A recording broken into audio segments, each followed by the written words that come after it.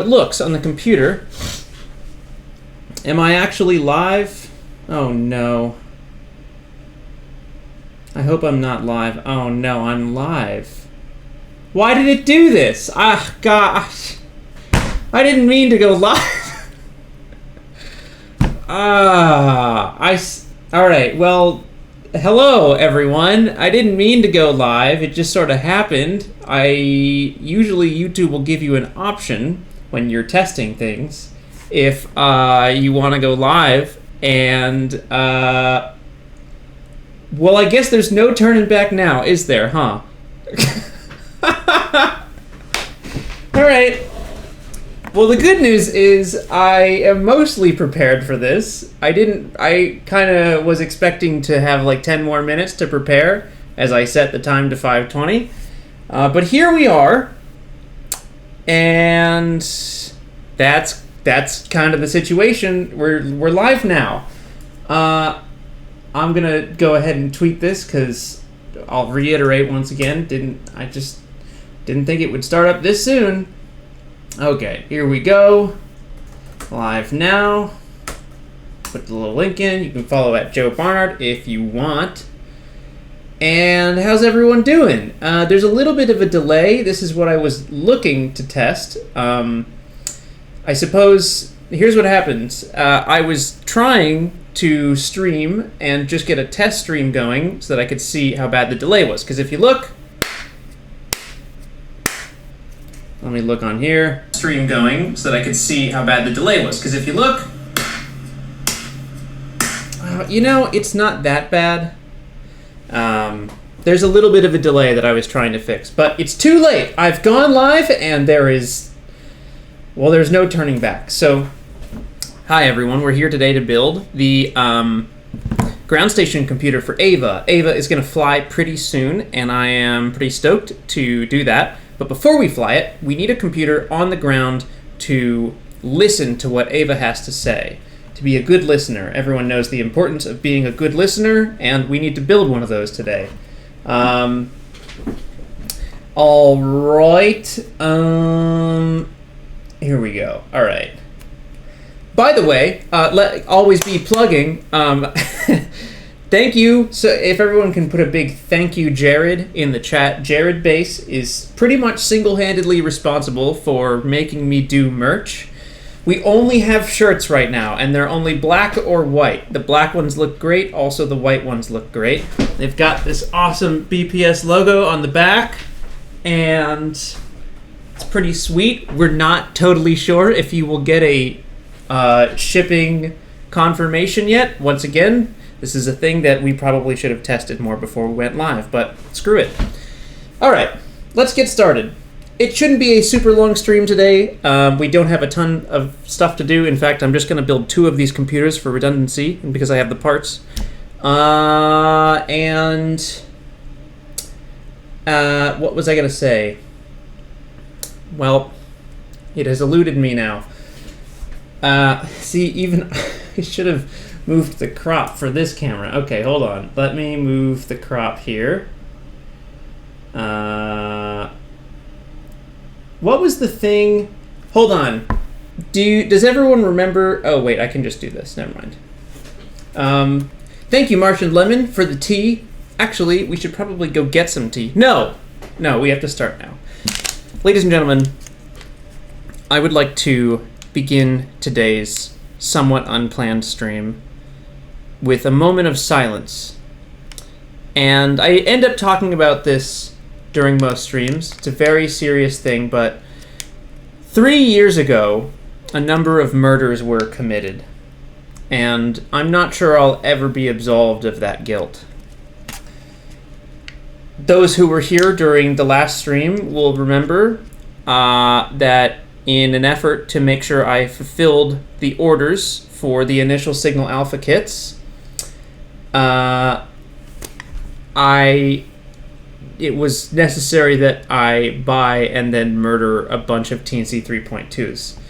So today we will pay tribute to some of them. Thank you, Joe Wakefield, for the super chat. Jared always be doing the most in the merch chat. It's true. Oh, by the way, see, I'm not good at this. The BPS merch is at BPS.space/shop. And if you're a patron, you get a discount. Well, so I wanted to begin today by just giving a big old F in the chat for all these little teensies. These poor teensies. I ripped their processor off because the processor was out of stock everywhere, and I had no choice but to do it in order to make sure these orders got fulfilled. It hurts me deeply, and this is far from the number that I shipped. It's actually not that far, but there are more than this. They're over there. But the good news is I do have a lot of teensies that still work, and so we can use some of those today to build our ground computer. Thank you for the Fs in the chat, by the way. Also, I didn't put this in here, but if you want, somewhere in the description, there's probably a link, or someone can link it. But I'm going to be streaming Kerbal Space Program after this. A lot of streaming today, and it should be a ton of fun. So, goodbye. I'm sorry. That's disrespectful. I'm sorry. We have two TNC 3.2s, and my plan is to do two different ground station perf boards. That's satisfying. I love that. Let me get some sandpaper. Sorry, maybe not perf board is the right name, but protoboard is what this is called. So no PCBs today. I know I usually, when I do, let me move this, do a little ASMR here.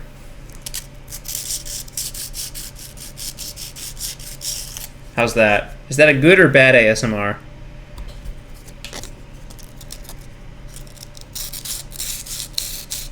What does the chat think?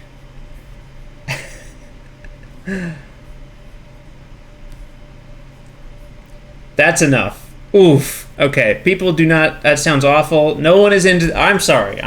Bad. A couple people liked it. Slower.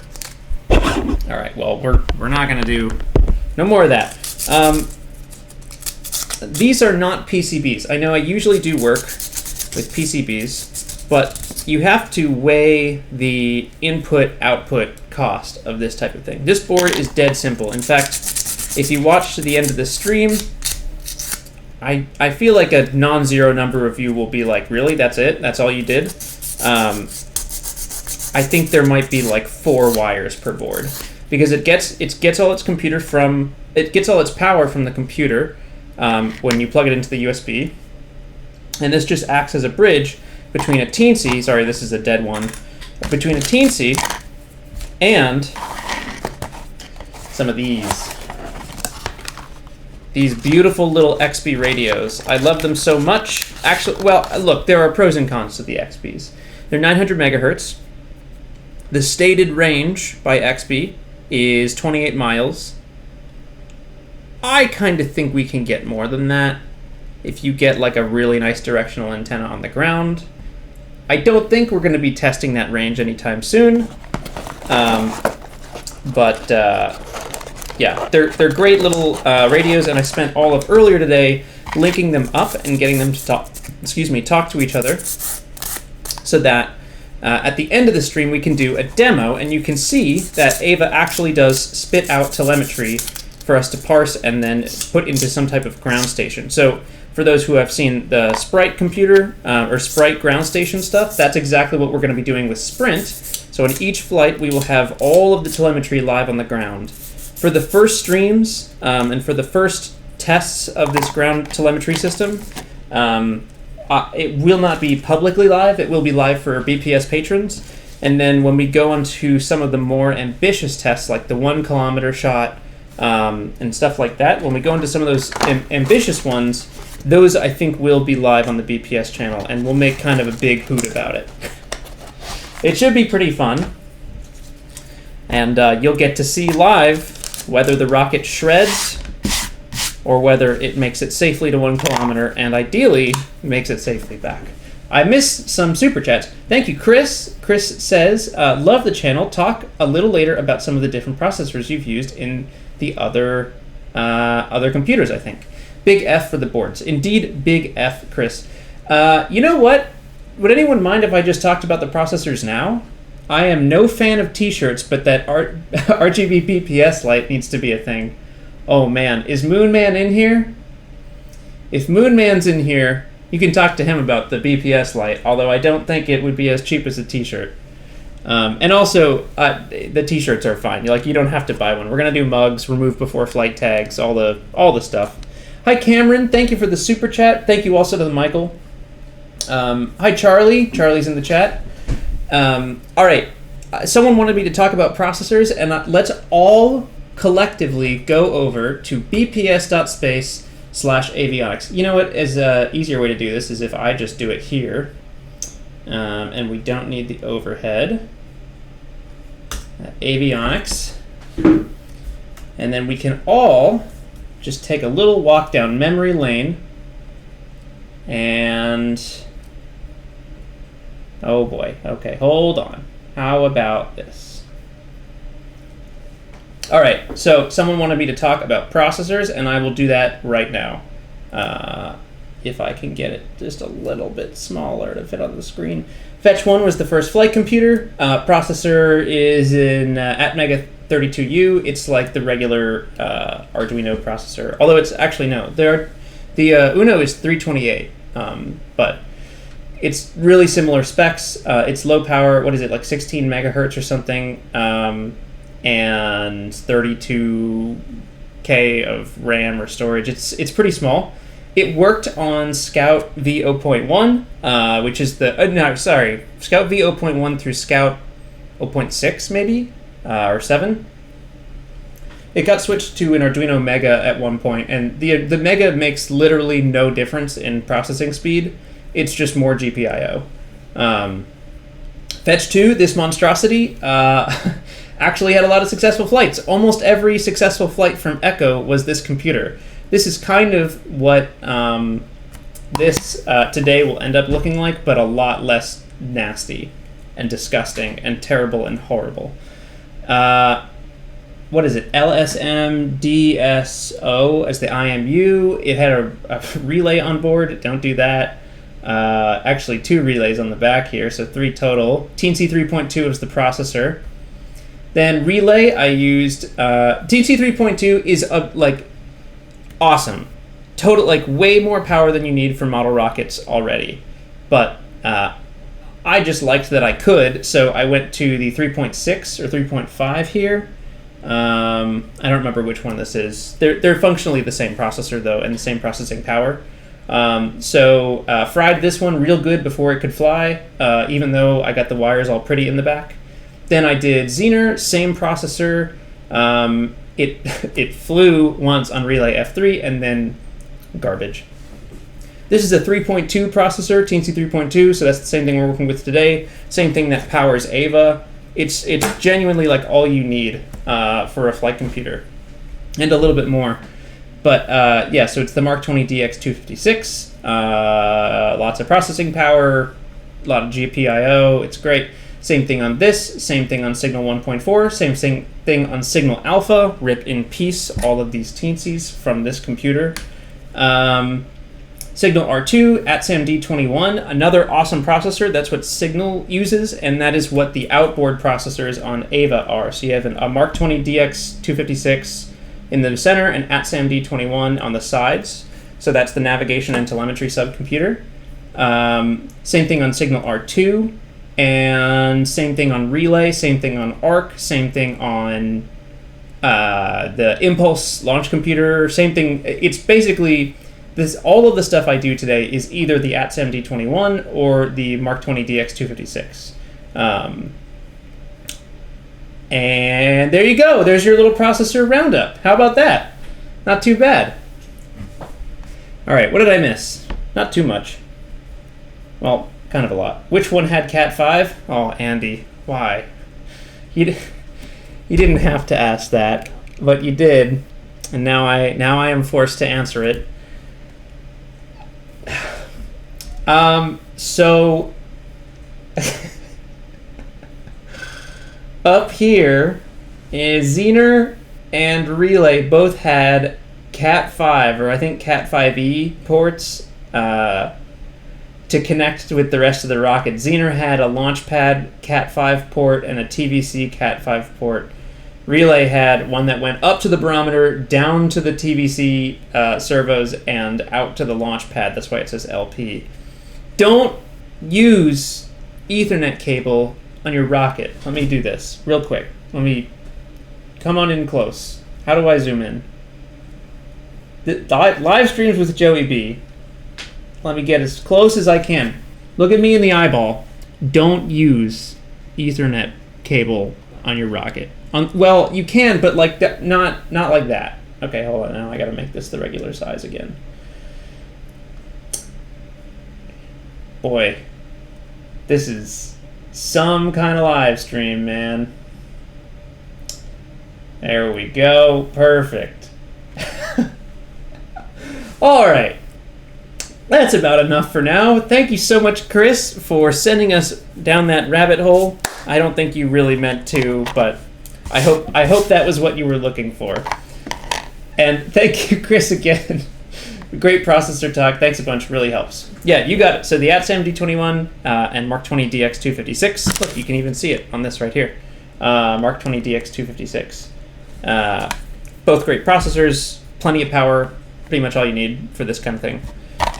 All right, I have some plans, and I need some header pins, which are in this room, I'm pretty sure, but it's unclear where they were.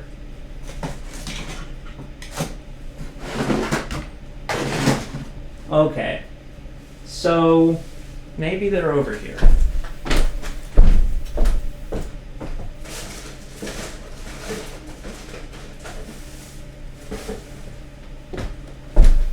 For like roughly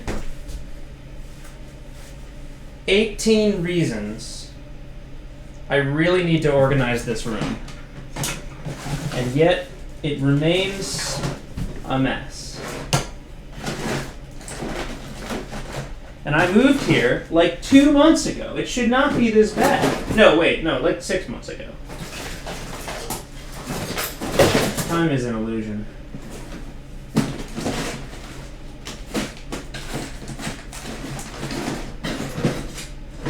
Bro, where are my headers?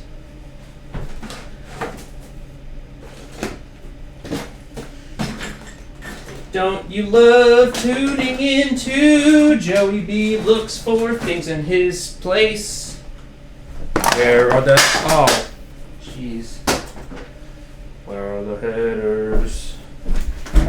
Where are they?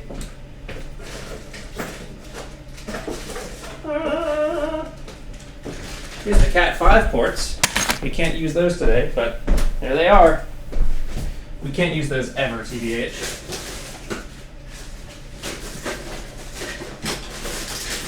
Aha! Got him.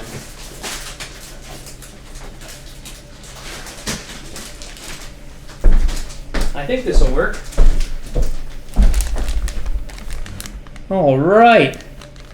Wow, this stream feeling a little cursed. Man, boy oh boy do I agree with that, Arsenio. Your boy Joey B started 10 minutes early with the words, "Are we live? We shouldn't be live right now." Something like that. Can someone go to the very beginning of the stream? What are the first words that you can hear on the stream? It's really good. It's really, really good that they probably weren't anything bad, because I will sort of throw caution to the wind with the testing sometimes. I'll just hit start streaming without like forgetting to check where I'm actually pushing the feed to. And then I'll say things that are not as wonderful as, "Let's just see if this works." Thank you, Jeffrey Lind, for going back. Let's just see if this works. I hope I'm not live. All right, so that's probably loud. Step one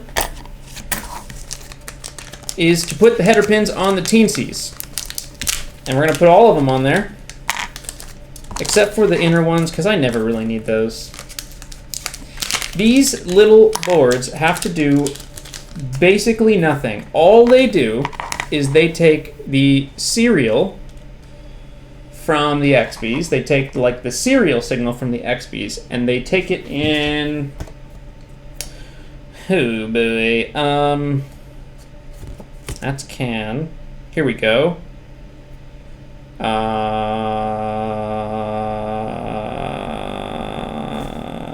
Serial 1, 2, 3, and 4. And then USB. Okay.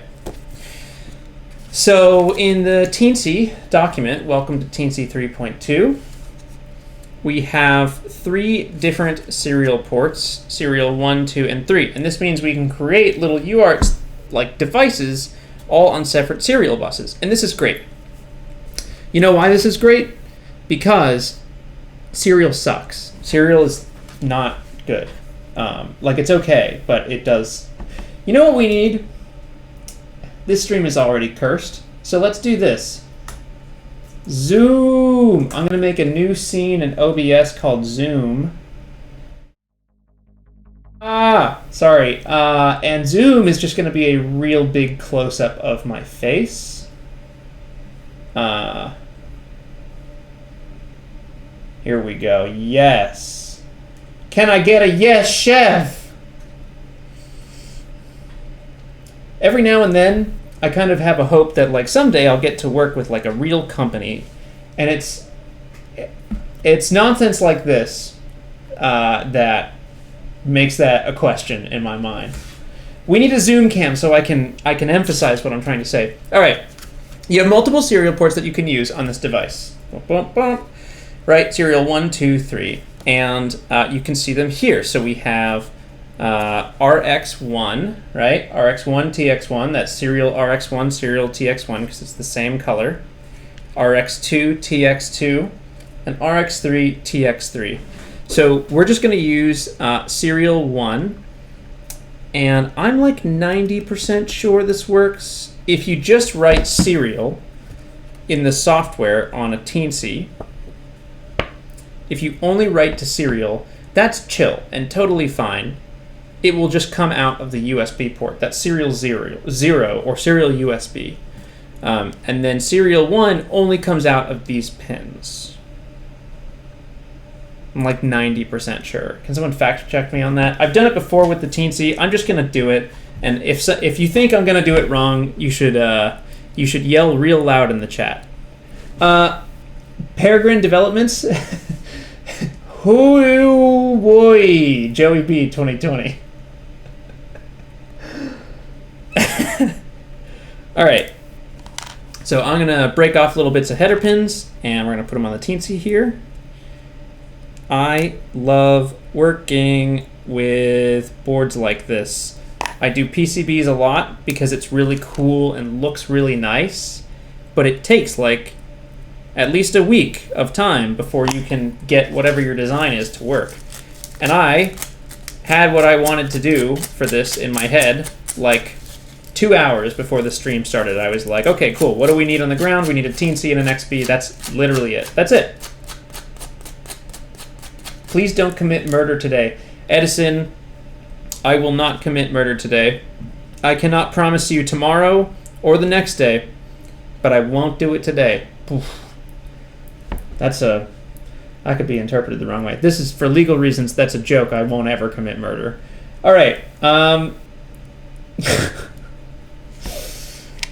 geez. So we've got header pins for this guy. And header pins for this guy. I just... like, the streams are always a disaster, but today is particularly disaster-y. I don't know what it is. Something in the water. Maybe it's COVID. Maybe she's born with it.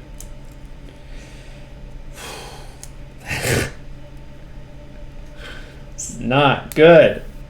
Oh, jeez. Okay, hold on. This is also not good. Bro, are you for real right now?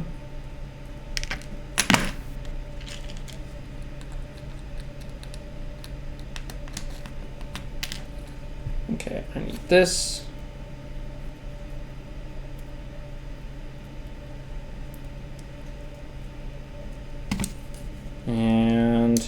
we go. Okay, so we gotta break out all the header pins. I only intend to use like 2 or 3 of these, but you need them. This is the best stream I've ever watched. Well, thank you so much, Andrew. Please don't kill me. Joe's struggling to get the pins in. This is true. All right, let's solder these on. I gotta wet the sponge here. I'll be right back.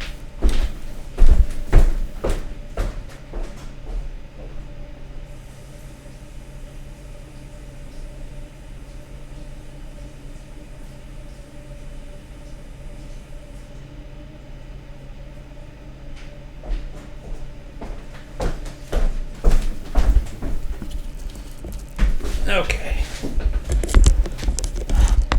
And, oh, well, that didn't turn on at all. And I'm kind of wondering,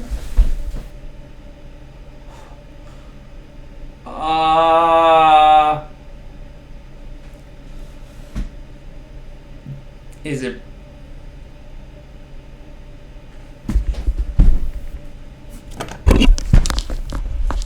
I'm kind of wondering if my soldering iron is broken.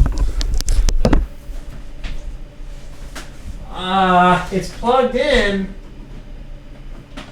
So far, I would have to say we don't love this journey for me. Oh, it's on! This is cursed. The stream is cursed. Oh, man. All right.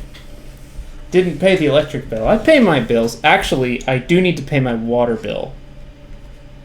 I got a letter about that. It's just the regular pay your bill letter, but I still have to do that. All right. My head is okay. Thank you, everyone. Let's solder these pins in, right? How about it? Okay, well, that's not ready. Can I take any questions here? I love the loading thing, Savvy. Joe, they want to know if you're okay. I am all right. Thank you, everyone. It made a louder noise than it felt like it did. Does that make sense?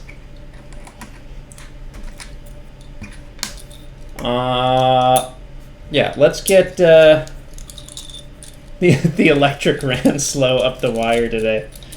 How am I? I'm good. Thank you, AR Rockets. I'm doing pretty well. Very excited to fly Sprint again. So what is this for? Asks Julian. Julian, this is a ground station for Ava. Ava flies, I could plug it in probably, but Ava is going to fly the next generation of BPS rockets, and frankly, all BPS rockets from now on, most likely. AVA stands for All Vehicle Avionics, and the purpose of it is to do just that. It's going to fly everything. So if I plug it in, we're going to demonstrate the live telemetry later today once we build this out, but I can plug this in right here, and you should see it boot up, and there's just lights right now, so it's not crazy. Give the other computer a second. Okay, great. Now every computer is online. So there's a lot going on here. I'm not going to move it too much. But, see, it went into the launch state. The navigation computer is the one that's blinking white. The telemetry is flashing blue slowly. And the MPU, the main processing unit, is red with the white blank. The MPU is mad. It doesn't have the full flight software on there now.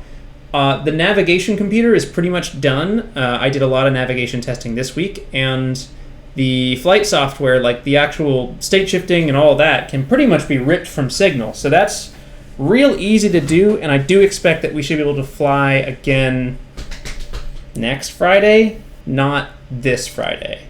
And that'll be a flight with a G8, most likely, but it'll be GPS guided, so that we just steer down a pipe, and it should be pretty cool.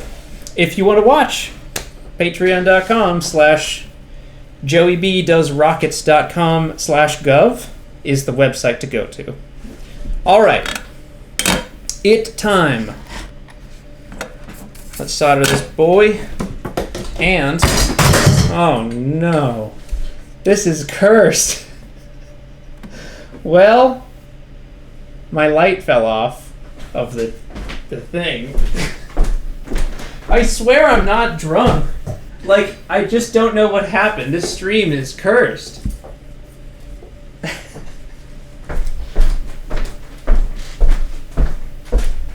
I feel like someone could make a pretty good supercut of this after it's over. Cursed. Yeah, F in the chat for the lamp. It's okay. It's LED too, so it's not going to break, but F. All right. Is this hot enough? This is definitely hot enough. Oh, and what I was trying to do when I pulled this out and knocked everything over was turn on the fan. Okay. Move this over here. Oh, and Ava is holding the mic today, too, which is a fun little twist. I'm going to leave this here. You'll see the startup again. So first, the telemetry computer comes online. You'll notice that when the telemetry computer starts up, it's red. And that's because all of these processors are communicating with each other. So the MPU takes about a second to start up. So the telemetry is really easy. It starts up, and then when it sees the MPU is online, it goes to its blue state because it's like happy that it's getting data from the MPU. Okay. That's good for now. No more of that. Solder time.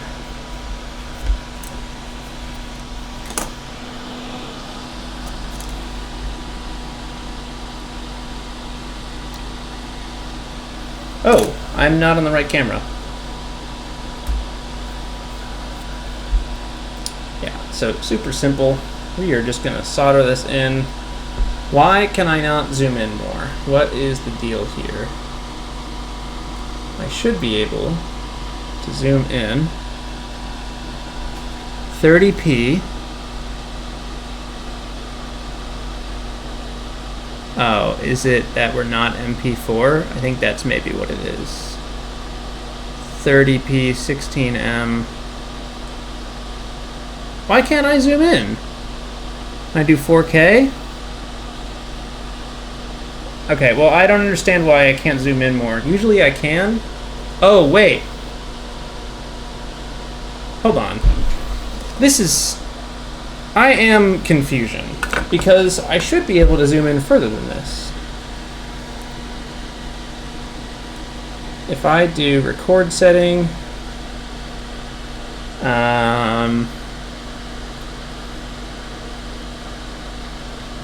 is it AVC HD? 60p. Oh my gosh, this is so weird. Okay, HD, and it's 30p. I should totally be able to zoom in further with a digital zoom. That's weird.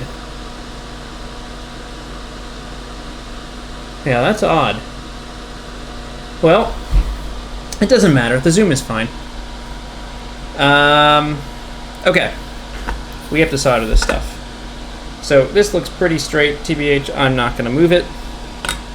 We're going to solder one pin on each separate header.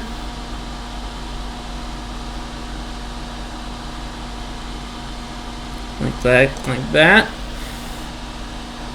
And see, this is all wonky and out of line. So I'm going to redo this. And that looks great, actually. This all looks great, so we'll just keep it. And we'll do the rest of them now. Okay, this is gonna bug me. Does anyone mind if I troubleshoot the camera more to see why it won't zoom in? Because it totally should. I don't understand you, camera.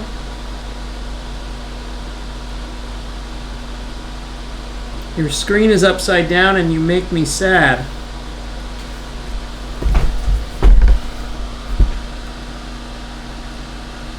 Dual video record. What is that? I don't think that's what I want. Off.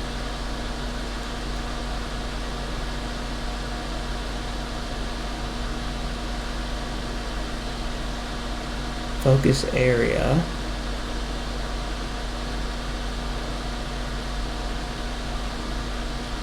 Okay, focus magnifier. I don't really want that.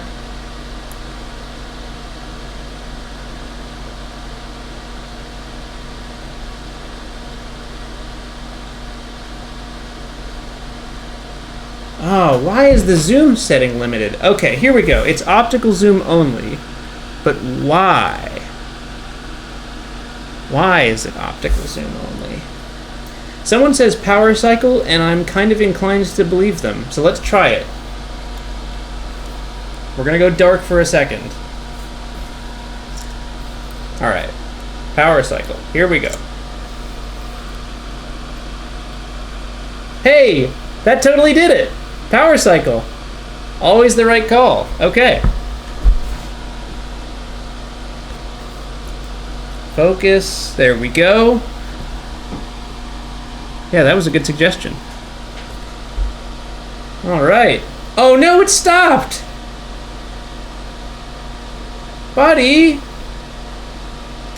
Why did you go away?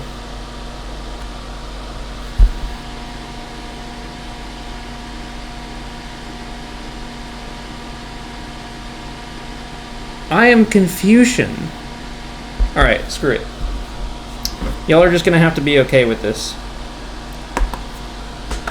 Because I got boards to build, I got telemetry to downlink, and I got a KSP to play. Alright, here we go. Joe, you forgot rule number 1 of tech support. What's... Oh, restart it. Also, thank you, Nathan, for the super chat, and thank you, Peregrine, for the second one. Alright, now we need to, like, really do it.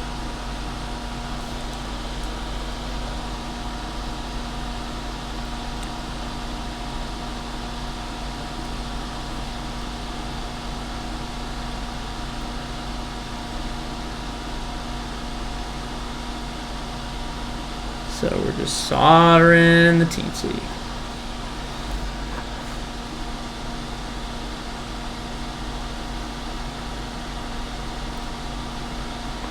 Let's tell some jokes. What did the ostrich say to the lion? That's the joke. What did the ostrich say to the lion? And I need someone to figure it out in the chat, because I don't know the punchline.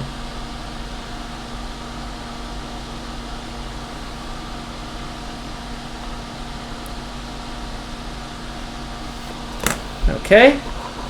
Now the other side.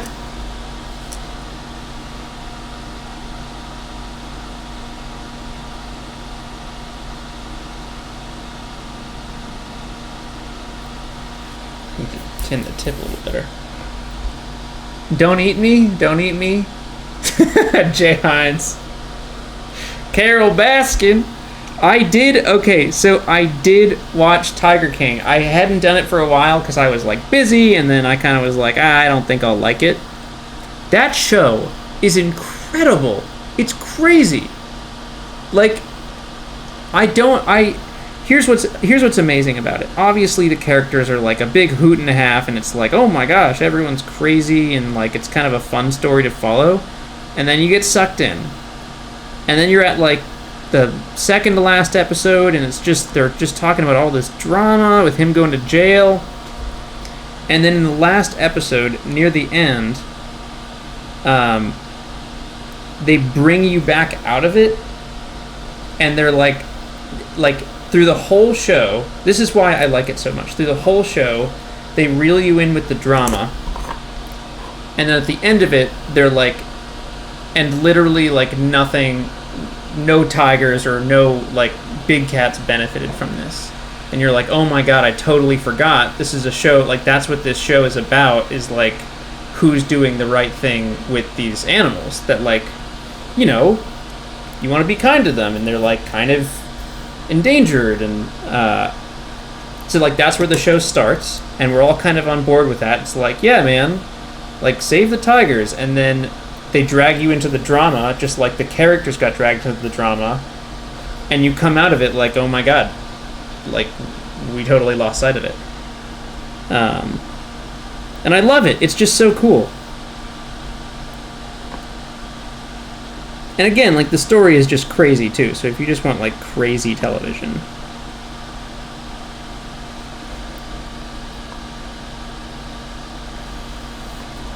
Okay, there's one Teensy done. You can buy them with the headers on, but when I bought these, I was just looking to get the processors off of them. Alright, so we're going to do the same thing now. So I'll put the outside stuff first. Clone Wars, I have not seen it yet. Oh, thank you, Icefire, for the super chat. I think you did 2 of them there. It looks like it is in a different language, which I will translate. How long are you going to stream for? Says Icefire. Like 2 hours, maybe. How long has it been? An hour? 40 minutes? Yeah, I don't know. Maybe like 2 hours, 2.5. Nothing crazy today. Maybe 3. But we're gonna get these boards set up. 2 of them, they're gonna be identical. And then once they're done, we will see if they work. We'll test them out.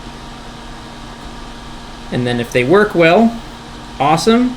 I'll go play KSP on the other channel. And if they don't work well, we will be troubleshooting for a little bit.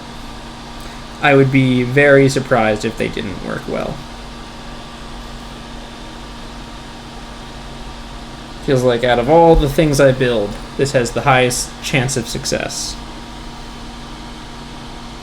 Just on simplicity alone.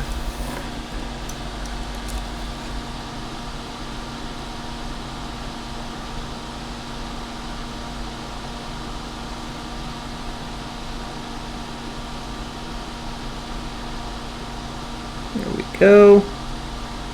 Just moving on down the line here.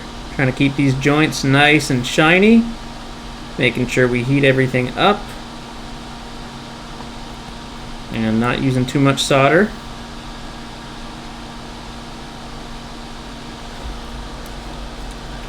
Good, clean joints.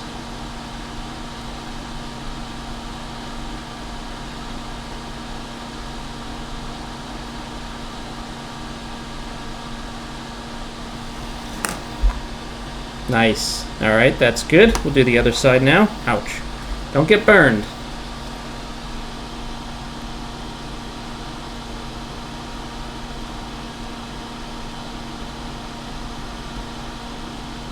Hope y'all don't mind that there's a little bit of a gap this month in BPS videos. It's just a couple of live streams.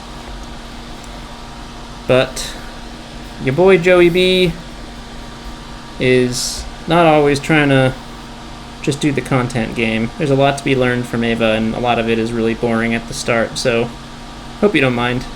There are some things coming soon, which will be more exciting than having no videos. And that is what I can tell you. No leaks, patrons, no leaks.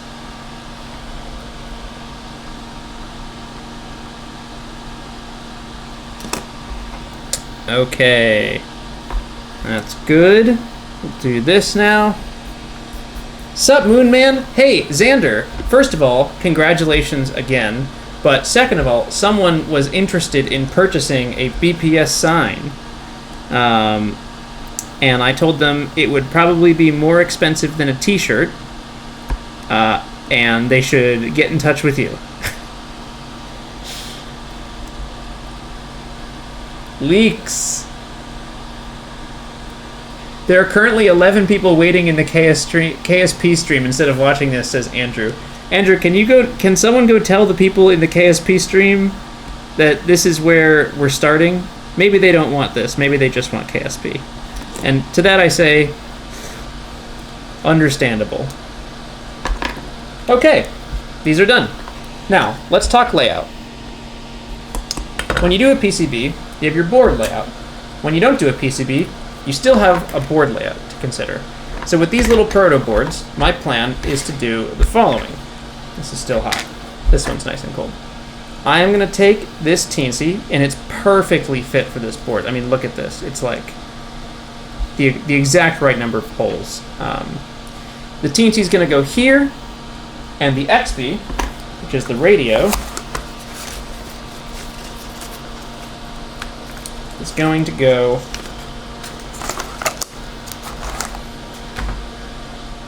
here, I believe. Because what I want to do, I don't know what substance I'm going to put on the bottom here, but I'm going to put some type of substance. It honestly might just be hot glue. I know that's cursed, but this whole stream is cursed, so we're going to lean into it. This goes here, and then the antenna comes out of there, and then what I will do is create an enclosure that goes around this. I'll try to keep the dimensions roughly the same, and then I'll create an enclosure that goes around this, like a little 3D printed enclosure. So I can just bring this out to the launch site, pop one cable into my computer, pop the antenna on the other, and we're good to go. Like, that's all I need. It's almost like not even worthy of being called a computer. Let's talk bread. RD Rusher, I'm so sorry. I'm gluten-free. I can talk gluten-free bread with you if you want. Zigbee 2.4 gigahertz or 915? Henrik, it is 915. Not PM or AM, but megahertz. Joe, not hot glue, especially with RF. Why not?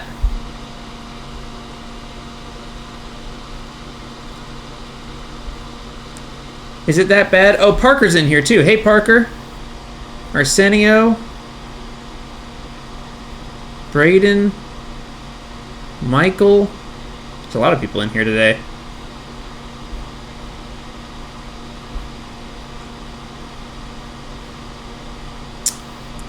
Can someone explain why no hot glue?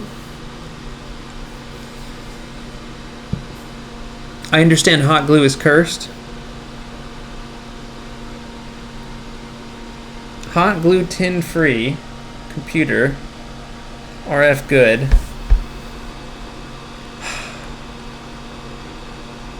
Why do some people get gluten free? Well, get gluten for free. It's unclear to me. I don't know. Bad conductor. It's cursed and hot. Okay, I have yet to see a... Okay, sometimes RF gets hot. Yes, agreed. Oh, no. I can't do the live call again. I'm sorry, Arsenio. If it's just because it's hot, I guess that's fair. All right, we'll find another material that we can use to isolate the Teensy. Maybe some type of foam. You know what? I think I have some foam that could work. Yo, TBH, here's what we can do. I'm going to take a piece of this foam. We're going to make sure it's electrically isolated from the bottom. The foam is just going to sit here under the Teensy. The Teensy is going to get zip tied down. Bada bing, bada boom, we're done. That's all I need. There's a lot of things that I do that are very fancy and that look really, really nice. And at the end of the day, what's most important is that it works. And that will be the case with this. Bro, you asked for the explanation, then hang up. Sorry, Arsenio. I was hoping for it in the chat. Alright. I'm going to do this. And this needs to hang out anyway. So I'll just keep it like that. Yeah. Alright, cool. Here we go. Let's solder... Yeah. I'm just going to commit. No turning back, right? I'll solder this. 1.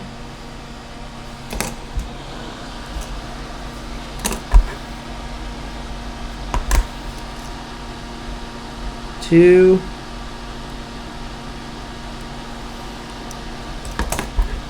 Still soldered, still good.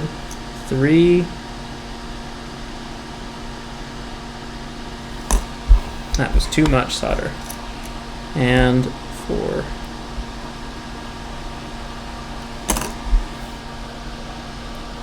Long story short, it can cause problems with parasitic capacitance and result in big wonkies. Moonman, you were the first person to wear BPS merch in the VAB. Before, and the best part is you were there to do it before BPS merch even existed. Thank you to Trista, who I don't think is in this chat, but maybe she is. Okay, we'll do it with this now. We're gonna make 2 computers just for redundancy. We don't need 2 computers, but I can imagine a scenario where something goes wrong or who knows what, I lose one and it's launch day and I don't have time to make another one and complete all my checklists. So having 2 is a good idea. That's why I build 2 Ava computers. Okay, that's good. So now let's get the XB all settled on there, and I think the way I'm going to do it, do we have any other foam? I've done it with foam before. That's where I got the idea, frankly. It's just like, I've done this before. I know it works. We'll do that, and a little zip tie.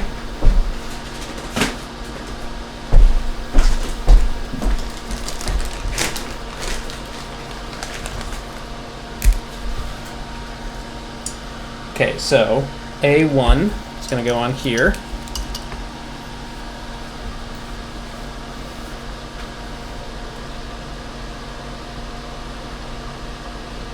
All right.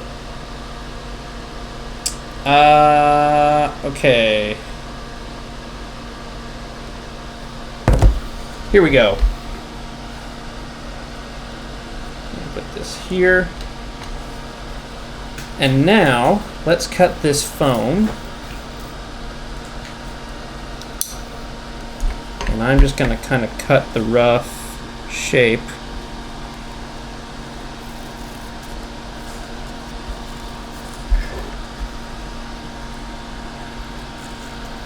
If it's stupid and it works, then it's not stupid. And you know what? You know what makes me feel even better about this? Space Systems, they're like one of my favorite companies, if not my favorite. I love them. Their launch control box, I'm sure it is not this anymore, but when they were getting started, their launch control box was a janky SparkFun delivery box, and then they just like drilled a couple holes in it, put some buttons for like aborts and stuff like that in there, and called it a day. All right, now that is not really enough. I want 2 layers of it, I think. And maybe we'll do a small layer on top, like that.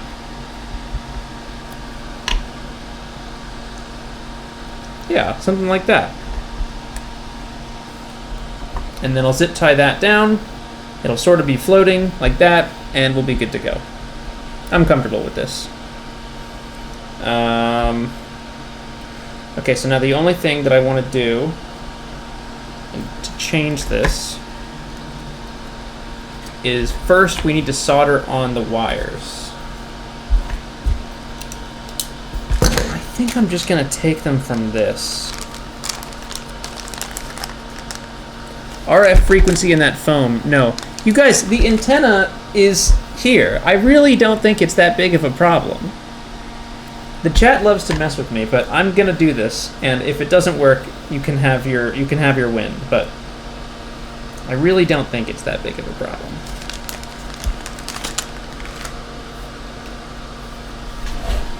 Alright, where are my wire clippers?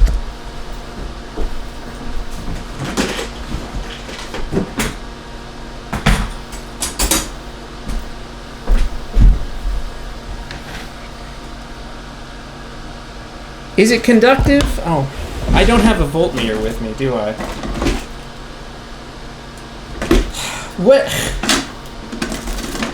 What am I? Okay, hold on. Test it with your multimeter. I don't have my multimeter with me. It is at someone else's house.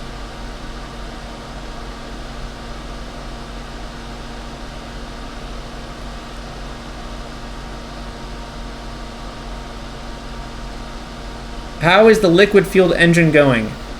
Please stop asking about the liquid fuel engine. I so regret announcing that. You should assume it is not. I'm not saying it's not going, but that is easily like 1 to 2 years out. So you should assume it is not going. All right, I'm using this foam. It's not conductive. There's like no way this is conductive.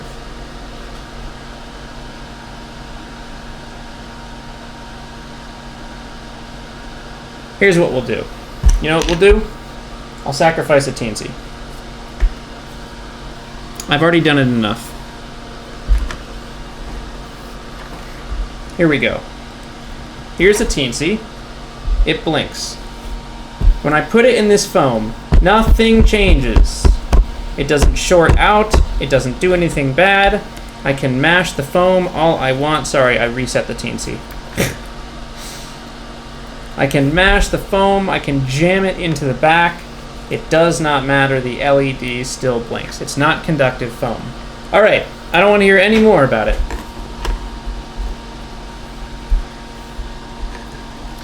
Here we go. So foam goes there, radio goes on top. We're good. Sure, you reset it. All right, so we need to break out these pins. I'm going to cut this off.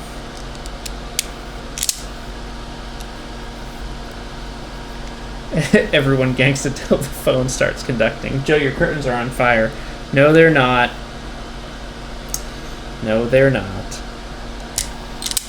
Okay, so let's make some definitions here. Shall we? We shall. I'm going to make them on this sheet. And I need a pen, so I'm not going to make them on this sheet. Hold on.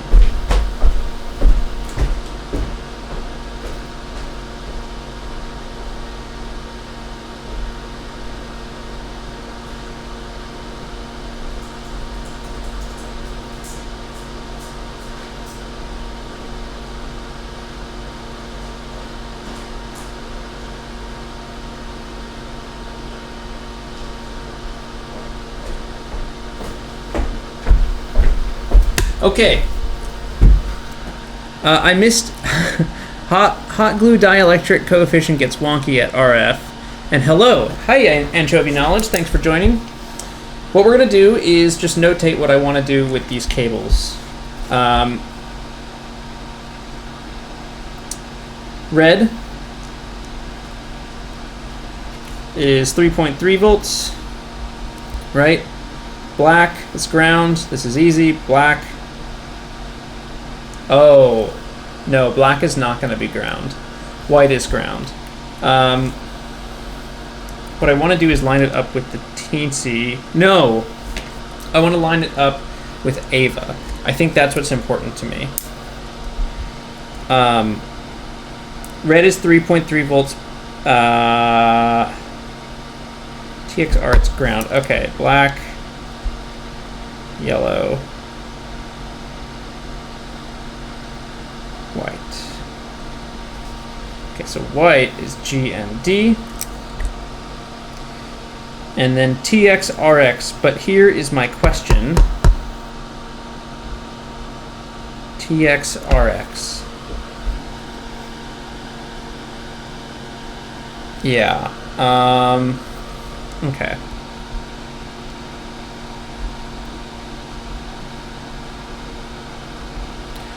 TX is black, RX is yellow. It does, no, black is not ground. I appreciate the comments, but we're gonna go based on how Ava is, and it's important to stick with this nomenclature so I don't confuse things between the ground and the flight computer. Black is not going to be ground. You can comment all you want, but I'm not doing it. All right. Now I have shrink wrap somewhere.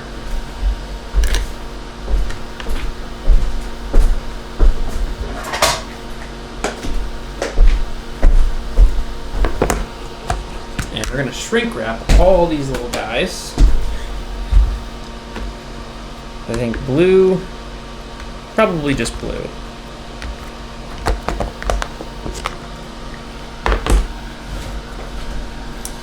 Okay.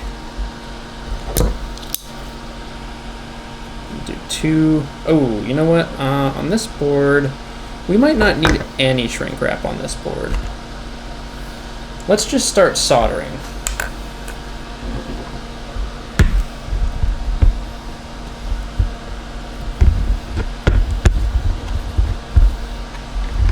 Okay, so pin 1 is 3.3 volts. Let's start there. How about it? First, what we're going to do is tin the tips of all these wires, and that's going to make everyone's life about 1,000 times easier. Okay, this is all cursed.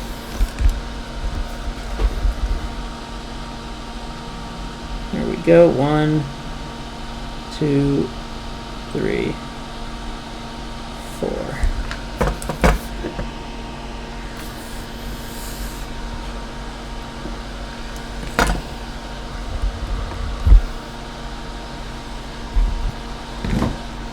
Okay, now pin 1 is 3.3 volts. I'm going to tin the pin as well. I'm quite glad that I did this earlier today.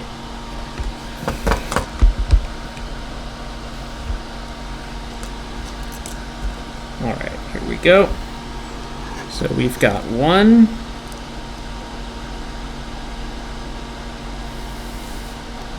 And then black is TX.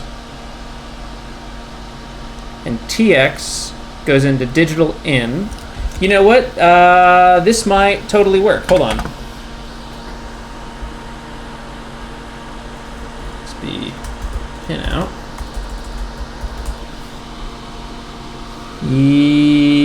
No. Okay. Oh, wait. Hold on.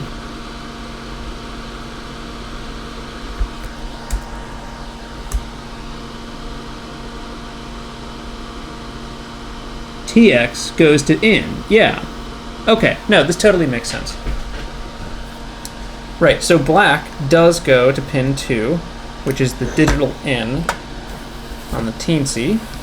Or sorry, on the XB. Too many things that end in E.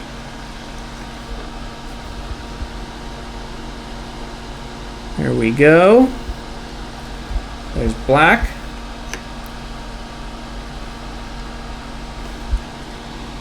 Here's, you know what? This is stupid. I should do shrink wrap on this. It's a good idea. No, first we test it, then we shrink wrap it. That's how we're gonna do it.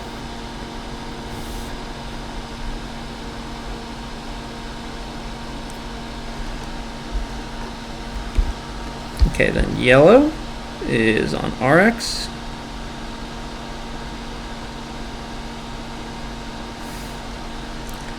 And white is on ground. Bada bing, bada boom. Shoot, and you know what I want to do is, okay, we need to make some upgrades to Ava. It's time, folks. Okay, so Ava needs a little receptacle guy. This,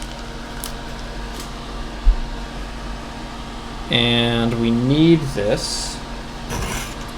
Here we go. So when it's plugged in like that, oh, this is a solid plug-in. When it's plugged in, perfect, nice. Okay, so when it's plugged in, it looks like that.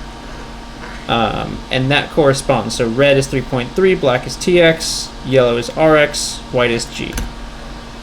That is great news. Get a little piece of blue tape somewhere here. And let's solder that on. And then all we have to do is plug into this little JST connector, and that gets us a signal. down to the ground.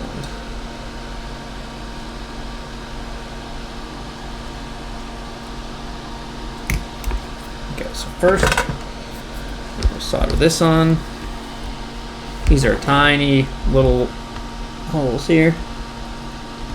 I drank too much coffee, my hand is shaking.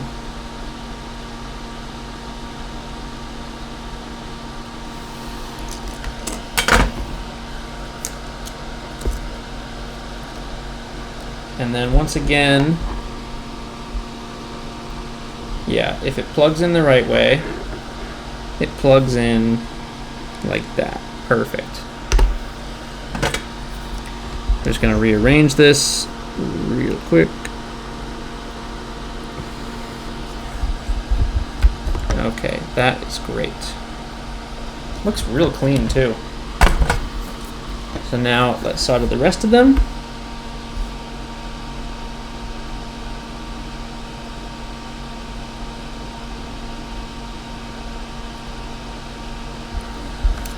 Very nice.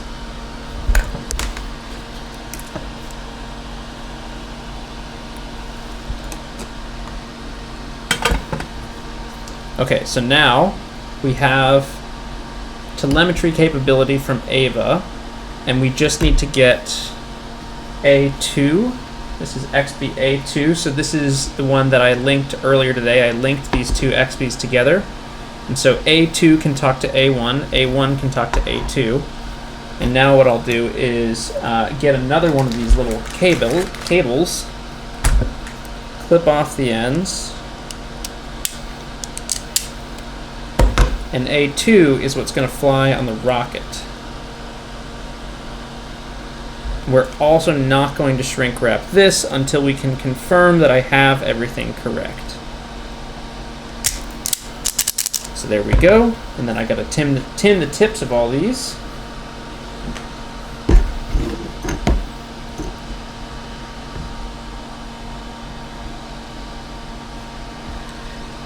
They're all broken out here.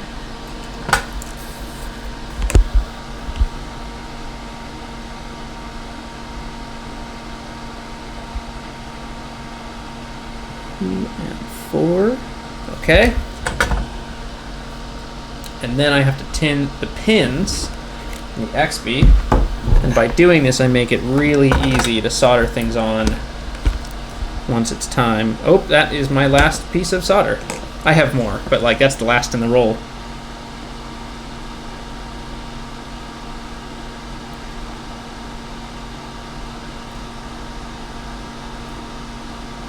Okay, great, that's all set. So now, it's just a lot of soldering. We've got red. Whoops, there we go. Red goes to 1. Joey B ASMR. Black goes to 2.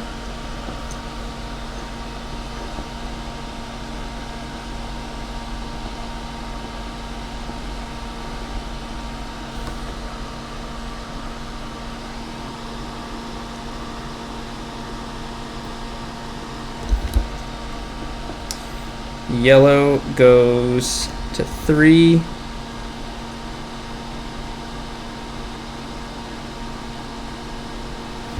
And then white goes to 4. Okay, this is going well, folks.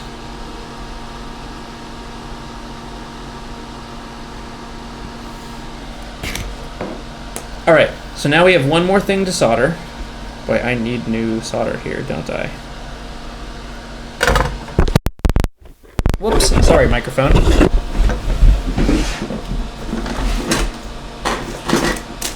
Boom! Big roll. And Christmas lights, apparently. Alright, I'm done with this. I'm using this one now. Alright, so this goes into Ava. And I don't think we need an antenna for this. It's literally like side by side. So that's the setup for Ava right there. This will sit on top of the computer with the antenna pointing upwards. Once we put the antenna on, it's this nice whip antenna, so we could point it different directions. I could mount it, you know, this way, and then point it upwards like that. Doesn't matter how I want to do it, but in the rocket, this sticks up into the nose, and that's how we get telemetry down to the ground. So now, on this, I'm going to cut off.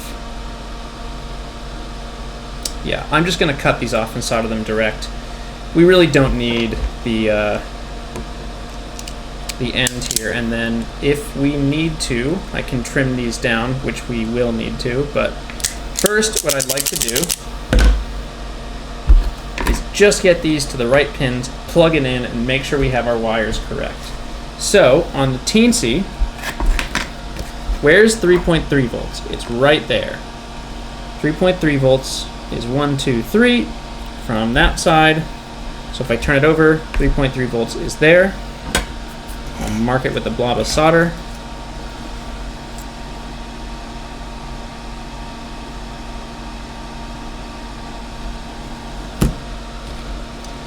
Okay, then, okay, this is a mess. I have not done a good job keeping my space clean here. Okay, then the other side, we have TX and RX, but that's CAN. That's not serial. Directly across is TX and RX for serial. Okay, get out of here. Here we go. There we go, 1 and 2. So that's for serial. And then we have ground, which is just up top. Wow, that's really simple. Okay, so here's how we're going to do it. 3.3 goes to this. Oh, and we need to tin the tips of these wires too. Shoot. You don't like have to do this, but it's super helpful. It keeps them from fraying a bunch too.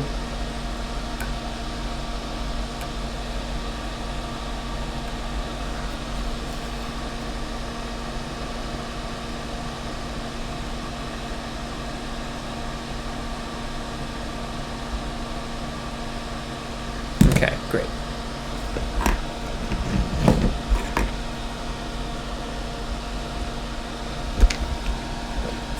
So now we'll connect it all up. So this is 3.3 volts.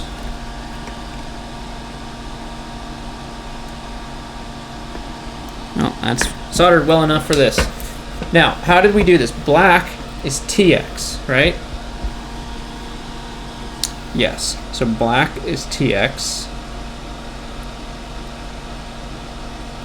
That goes to TX here. So yellow is going to go on top because it's RX, and frankly white is going to go on top of that. So it's white,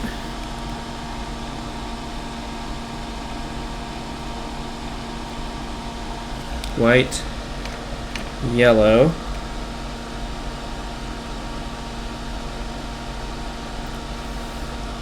and black.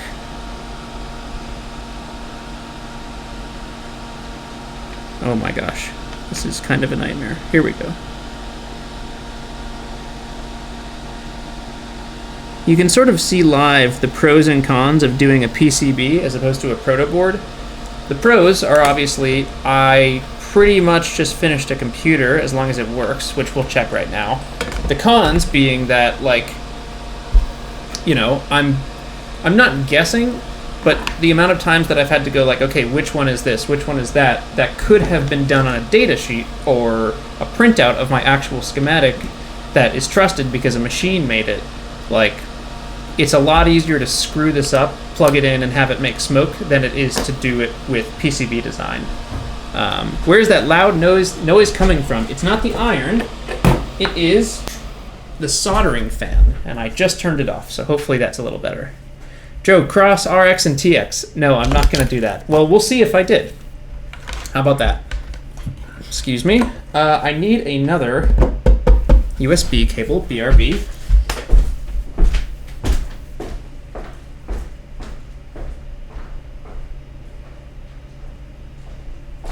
All right, so first things first, I am the realist. That's what it is. I don't know what to tell you. Oh, shit. shoot, am I out of USB ports? No, I'm not. Okay, I can use this. All right, so I'll plug it in here. Let's just watch for smoke. I don't see smoke, but I do see a teensy blinking LED, which means, well, it means good things, frankly. I'm just going to leave it upside down like that. And then what we're going to look for,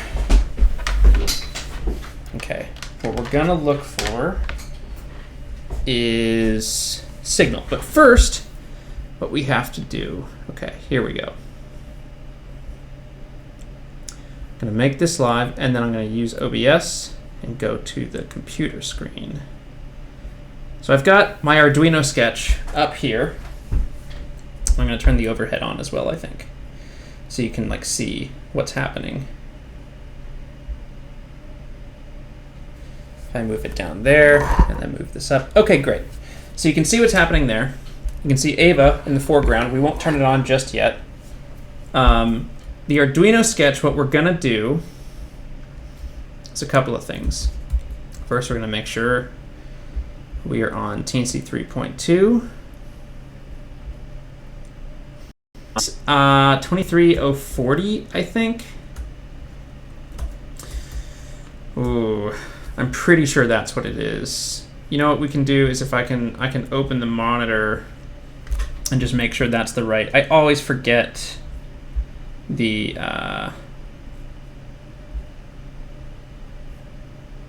serial monitor. Why won't it give me options for baud rate? Is 23040 a good baud rate? 23040 baud, 400 baud. I'm pretty sure that's what it is. Yeah, 2300400. Great. That's what I have the XP set at right now. It's not their map. I don't know why we're dropping all of these frames. We're at 2,000 now. We dropped 2,000. The antenna? It's not the antenna. I'm hardwired in. Good guess, though. It also is 900 megahertz, so like it shouldn't really be messing with it. It's not the antenna. It's not the antenna. It's not plugged in, and it's not the antenna. I'm not on Wi-Fi. I'm hardwired. Okay, it looks like it's back now. I don't know what that was, but okay, as I was explaining, we are going to be doing serial. Yeah, it's fine now. That's good. So as I was trying to explain, you need to connect the antenna or you burn your transmit. Arsenio, you don't have to text me in all caps every time, man. I'll connect the antenna. It's not even warm right now, though. So, okay, if serial1.available is greater than 0, if we have something coming in, this should just return true anyway, but we can do it extra strong there. Care incoming byte equals serial1.read, because again, we're reading it from the Teensy, we're not reading it from the regular serial. And then we can do this, serial.print, and then care, make sure we print it as a character so we cast it just in case. Care incoming byte. Oh my god, I am not good at this today. Right, that should work. We print it on the regular serial, but we read it from serial 1.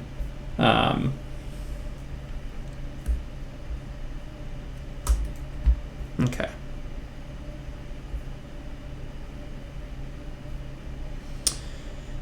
Y'all are crazy for these antennas. I think it's fine, but thank you for letting me know.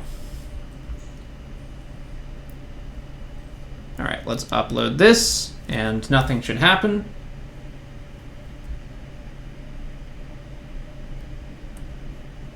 Serial monitor. If I burned the XP by not having an antenna on it for like 2 seconds, I'll buy you all dinner. I think there's a little bit too much fear hype in the chat right now. I'll tell you that. I'm going to plug in the Ava computer, and when I do that, we should get signal on the XP. Wow, why did I do it this way? This doesn't make any sense. Hold on.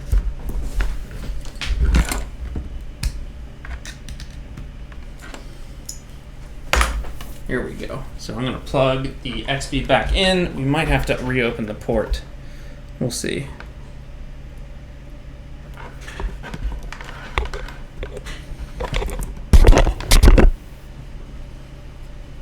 Okay. Will it reopen? Let's just manually reopen it. Port, yeah, it's a different port now. Okay, there we go. Teensy. Open it, and there we go. Online. Okay. Everyone ready? Let's see if we get telemetry from Ava to the ground station. I'm going to plug it in now. Wait for it to start up.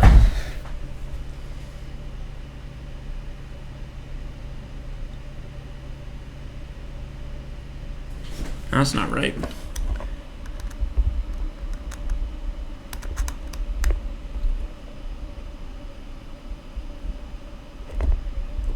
Uh-oh, did I plug in the wrong Ava? Wait a minute. This isn't the wrong Ava, is it? Oh, it's in backwards. Wow. Wow, Joey B. Wait, how did I do this? I did it backwards. Oh my lord. Okay. All right. Little bit of heat. It didn't like that. We'll see if it survives. It's got reverse voltage protection. Yeah, there we go. It survived. It's unclear if this is broken though.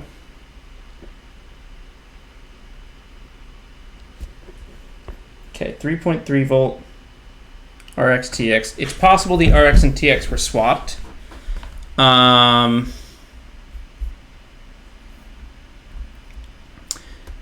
it's also possible that this is not plugged in enough to actually be transmitting. That's actually fairly possible because I put this in backwards. All right, so we have to resolder this first. I'm going to unplug this. There is no reason to freak out. I so appreciate the help in the chat, but there is no reason to freak out. Okay, honestly, the easiest way to do this is not going to be to desolder this, but just to switch it up on here. And I know what I said earlier, but I think it's going to be fine if I just redo the wires on the XB and reverse them that way. It's going to be easier than doing it on here. Yeah.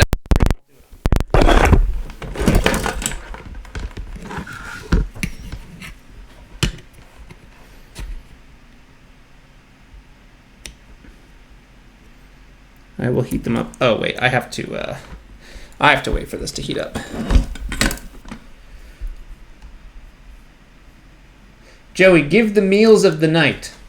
Well, I had rice and beans earlier.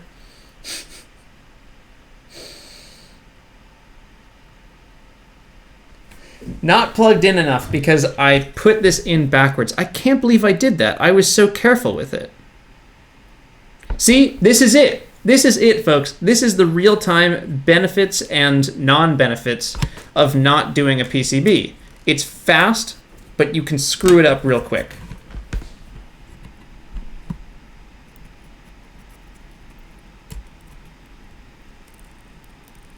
Okay, there we go. So, I had it in backwards. And it needs to go, yeah, I got it. It needs to go like this. I'm going to need the solder sucker.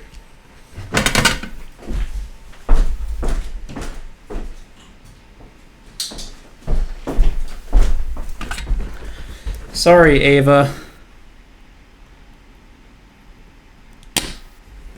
There we go. There's one.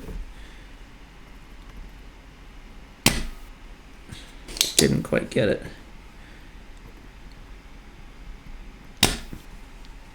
There's 2.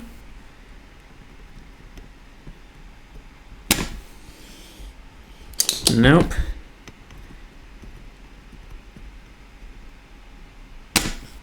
3. No, wow, I didn't get it. Maybe from the other side.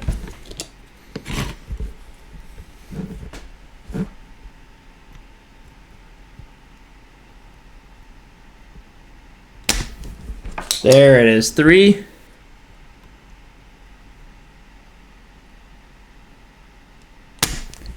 Oh, this is the ground, so this one has a lot of heat. You gotta hang it out there for a little while.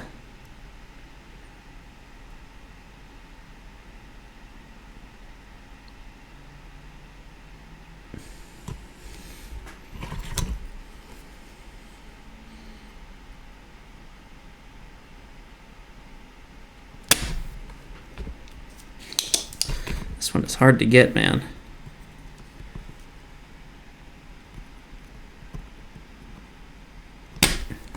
Four, got him. All right, great. That's good news. So now we can put this on the right way.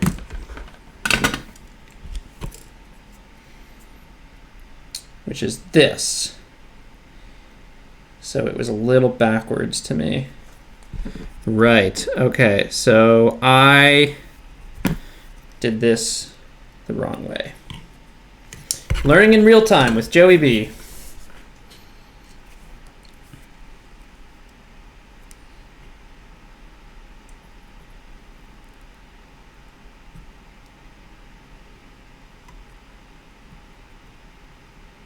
This board is going to need a good clean after this.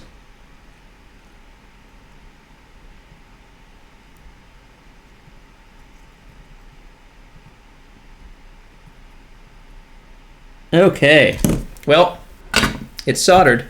Let's try it again. So this gets plugged into the Teensy, right? And we'll see if that, okay, so it just came online. I'll move the view. The Teensy is online. And now I'll plug this in. It doesn't matter what port I use actually. First I'm going to put the radio in there. Perfect.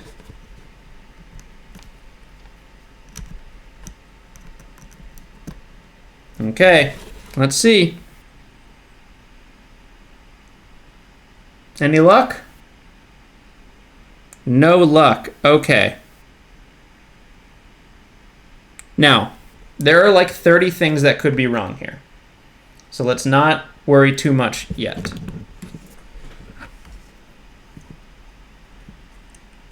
So we have ground to ground.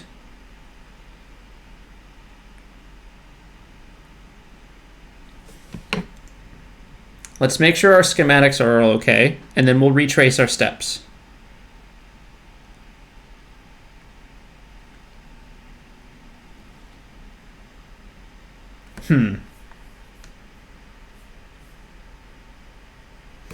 Yeah, so Peregrine, that's my first thought too. Make sure the TX on the Teensy is going to RX on the XB. My first thought is that something is reversed like that. So let's start on our ground station. We'll start there, and we'll go out from there. So here we go. The RX is on top, and then TX is below it. So RX is yellow, and on the XB, do I want to go? I'm looking at some diagrams here. And it's a little hard for me to tell. Do I want to go RX? Okay, yeah, I think I swapped these. Here's the thing. You want it this way if you're programming it, and you want it the other way if you're interfacing with the computer. So I do think I swapped it. I think that's right. Let's try swapping RX and TX as a treat. You can always swap RX and TX as a treat.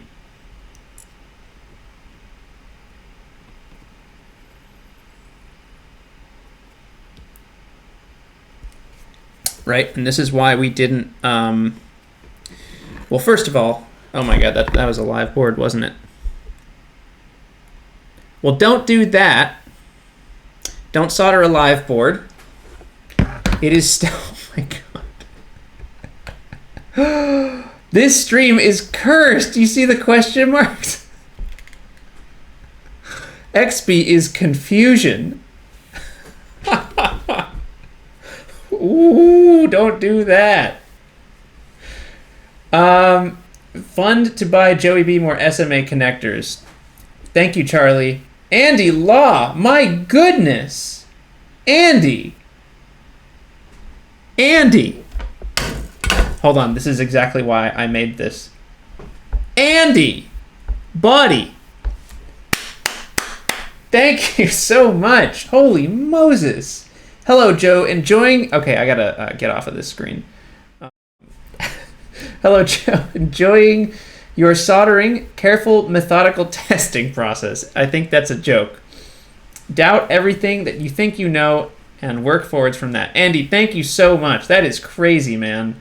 Can we get a big S in the chat for Andy? I wanna do a full minute of S in the chat for Andy. S is the opposite of F. If you put all the letters in a circle and then you look at where F is, S is the polar opposite. So we put S's in the chat for good things. Thank you, Andy. And then once that minute is up, hold on.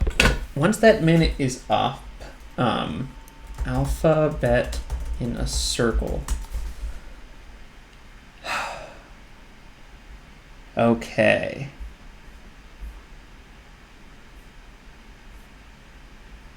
Here's the alphabet in a circle.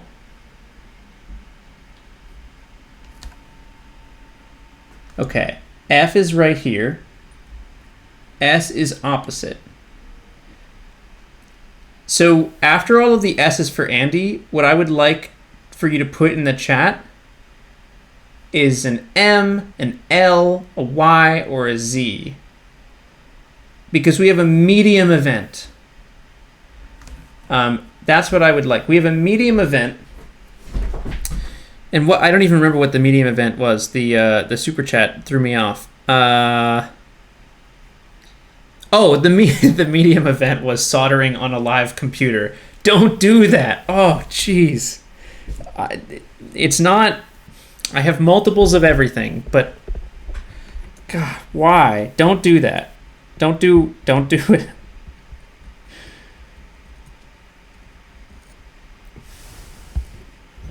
Such a bad idea. Okay. I didn't mean to solder on a live computer, but this stream is cursed.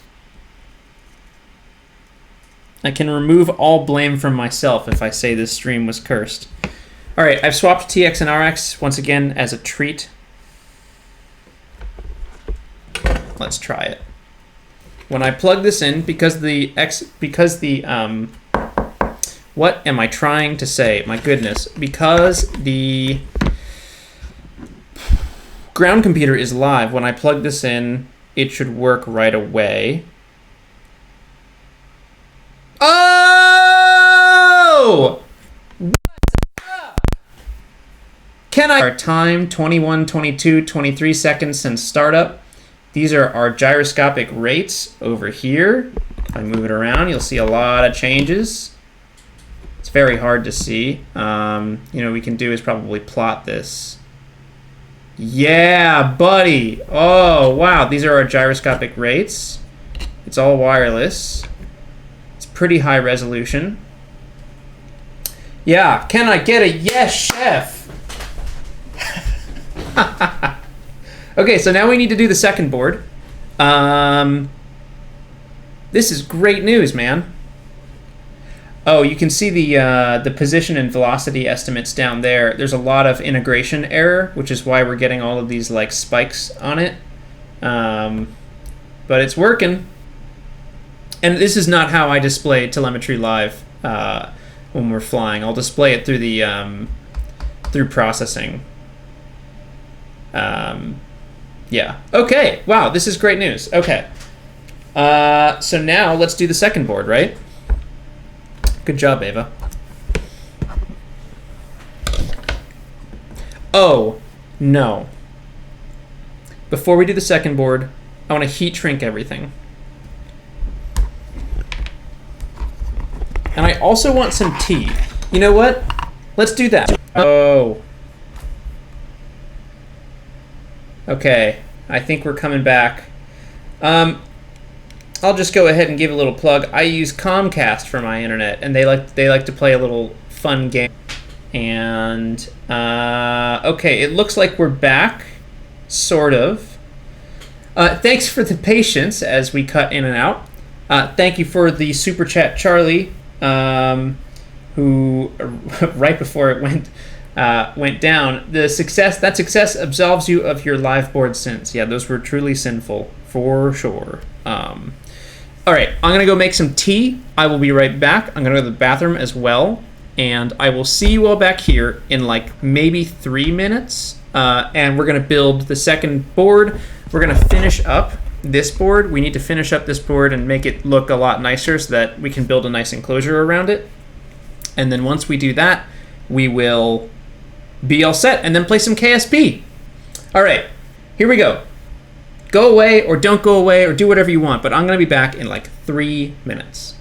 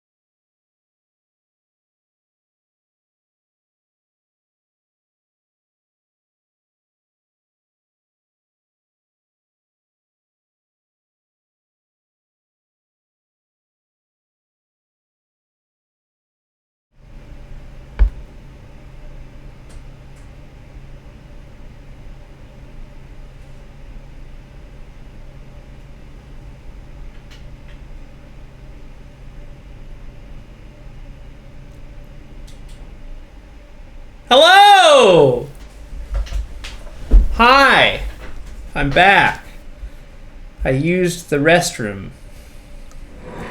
People said during the last stream they didn't like that they didn't get scared last time. So, there you go. Alright. Cursed stream. Folks, I'm sporting some Mint Medley by Bigelow tea. So, what did we say? We want to shrink wrap. Love it, live it, love it. That's my motto. Live, laugh. There's a lot of good ways to end that.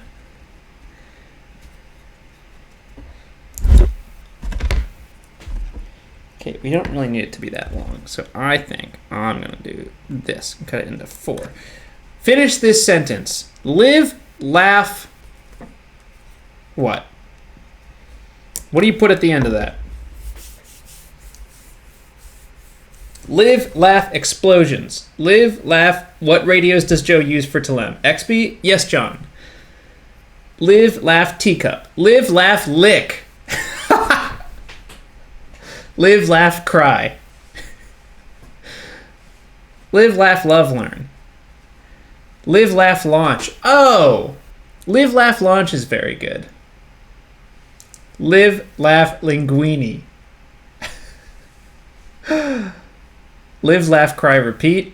Live, laugh, like, and subscribe is really good. That's very good. Can you move your mug? I'm sorry. Yeah, I can. Live, laugh, look out. That's pretty good too. We should probably put up the face of the PCB cam. So, let's move this back. Got 4 little heat shrink guys. And I'm not going to heat shrink the bottom of this board, but I am going to heat shrink this. So we'll just do a little bit at a time.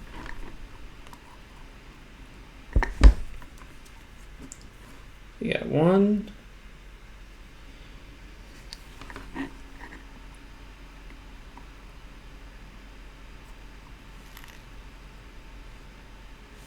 Okay. Then we'll get 2. It's white, black, yellow. Please remember that order. White, black, yellow. Live, laugh, launch. Live, laugh, die. Live, laugh, T-blocker. Live, laugh... Let's see. Live, laugh, Luigi. Live, laugh, Thrump.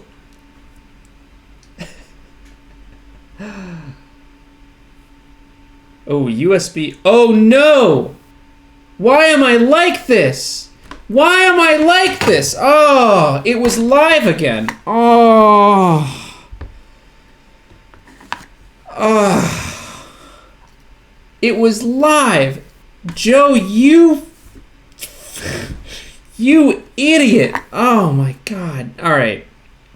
Let's make sure I didn't fry it. This is awful and truly deeply cursed. The Teensy has reverse voltage reverse polarity protection. I think it's probably fine. Oh my God. All right. Live, laugh, don't solder live. Oh.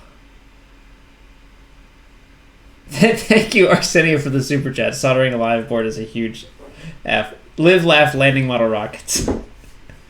Live, laugh, cursed. Okay, what was the order of those colors? Does everyone remember? It was white, black, yellow, or white, yellow, black. Which one? I am trusting you. I said to remember it, and now I do not remember it because I got caught up in the live, laugh enterprise. White, blue, yellow. There was no blue. White, blue, oh, white, black, yellow. Yeah, I think that was it.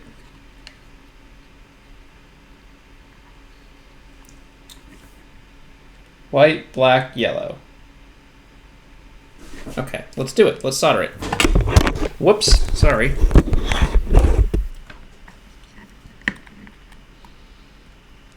We got one.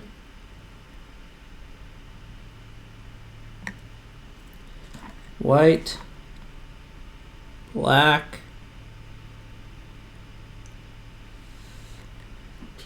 Yellow.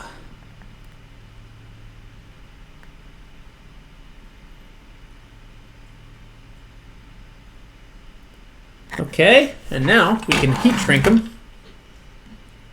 Oh, wait, no, we're not heat shrinking this side. We're heat shrinking the other side.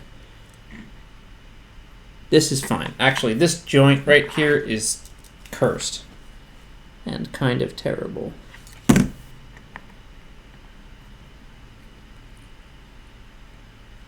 There, that's better.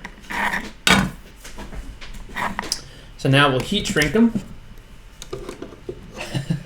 Eric says, can I super chat my way to faster shipping?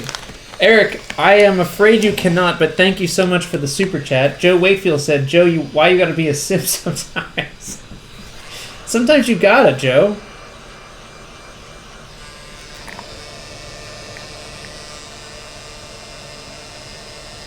Okay. What is the range of the XB? The XB, this one is stated to 28 miles, but I kind of think we can do better. But we will not immediately be able to test that. That's what I can tell you. We won't be able to immediately test that. But down the line it is possible. Okay. So this is good. And you know what, man?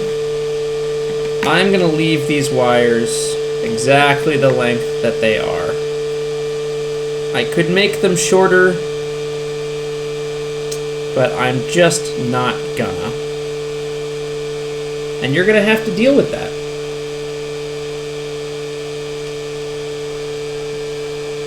Yeah, that's fine. Okay, can you be quiet, please? You're very loud. Please. As a treat.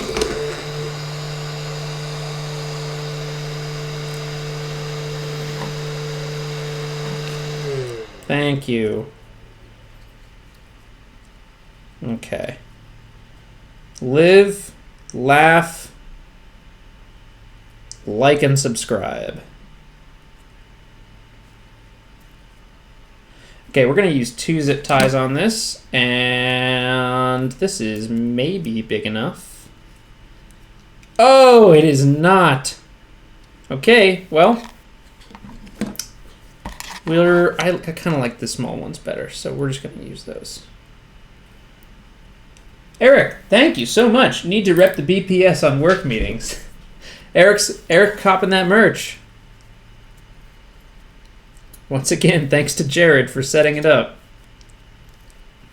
Without whom it would be unlikely to have happened.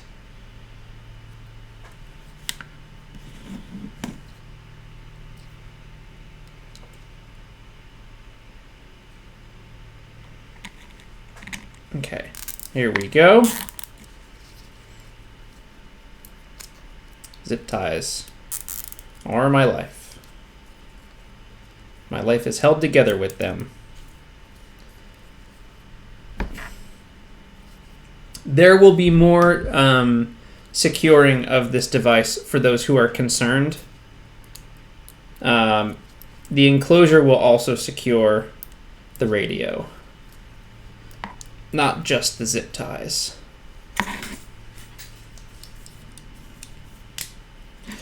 Finton Bork, thank you for the super chat. Says, your channel gives me the drive I need for coding. Wow, that's awesome. Thank you. What kind of stuff do you code in? Or what kind of stuff do you write? I will thank Jared by giving Joe money. Thank you, Eric. That's amazing. Okay, here we go. Real simple. There is nothing fancy about this, man. And you know what we're going to do is we're going to zip tie the rest of it under there. And that is how it's done. So we need 2 more zip ties.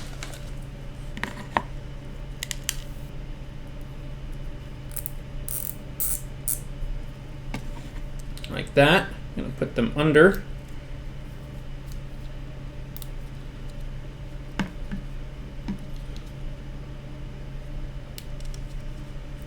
Here we go.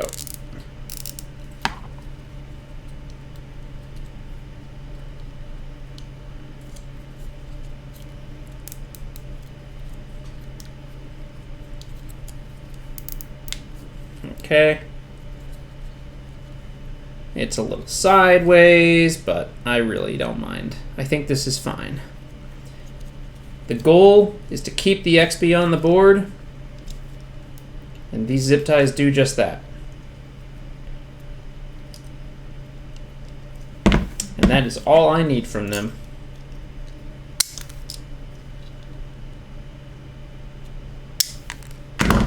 And there it is. Simple as that. So I'll build a little enclosure for that. The enclosure will go into these, I'll screw it in with these holes, and then the antenna can come out the top. I don't know if we're going to use this for our ground station antenna. Here we go. So I don't know if we're going to use this for the ground station antenna. We will probably end up using a Yagi mounted to the, something like super directional mounted to the tripod. Look, like it's just, there's nothing like perfect about this. These wires are all under the zip ties, but it's not flight critical, and this is super basic for now. So we'll probably end up using something super directional mounted to the tracking tripod, so that as the vehicle goes up, we stay pointed at it, and then something, you know, like a little dipole antenna like this will go in the vehicle. All right, hopefully the bank doesn't Actually, yeah, I should probably double check that, Jared. That would be a good call. All right. So this is done. We're done with this ground computer. Now we need to do the next one, and I probably want to switch XPs to.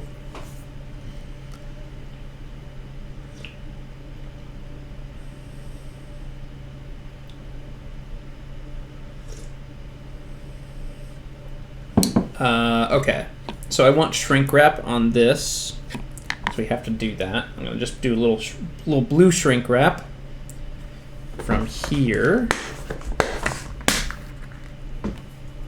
Same thing as last time. 1, 2, 3, 4. 4 little bits. Probably need to go back to the regular screen here. There we go. Okay. All right, so now we're just going to do one at a time. Colors are red, yellow, black, white. So here we go, red.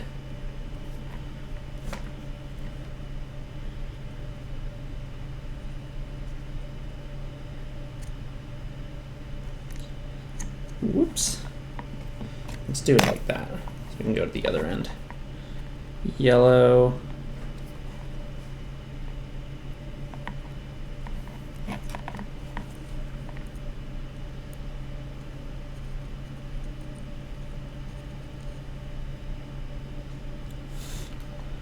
Black.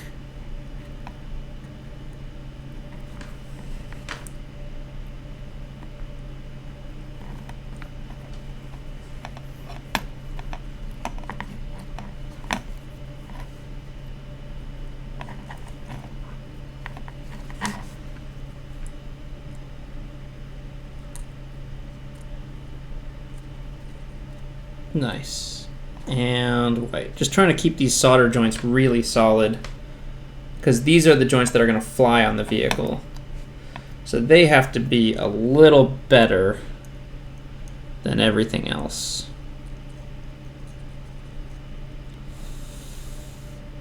Okay, and now we shrink the heat shrink. And then we're done with the set of A antennas. antennae. We can move on to the side B, like a record. Oops, almost knocked my tea over.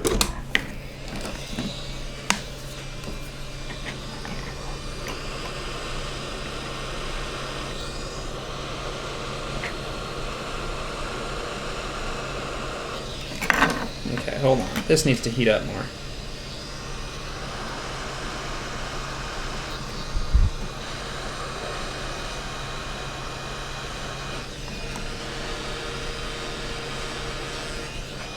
Nice. Nice and shrunk.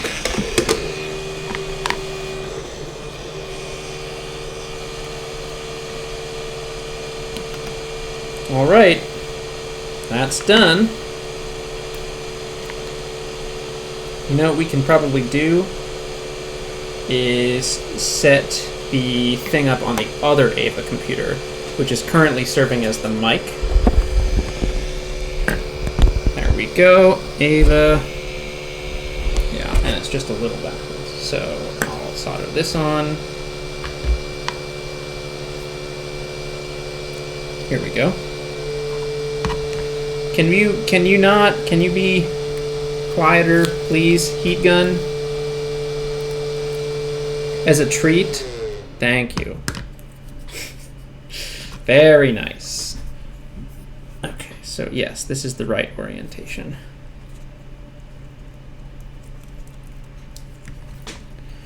So we'll solder this guy on. This one's real easy because there's like no metal involved in these tiny little connectors. One. Make sure it looks good, which it pretty much does.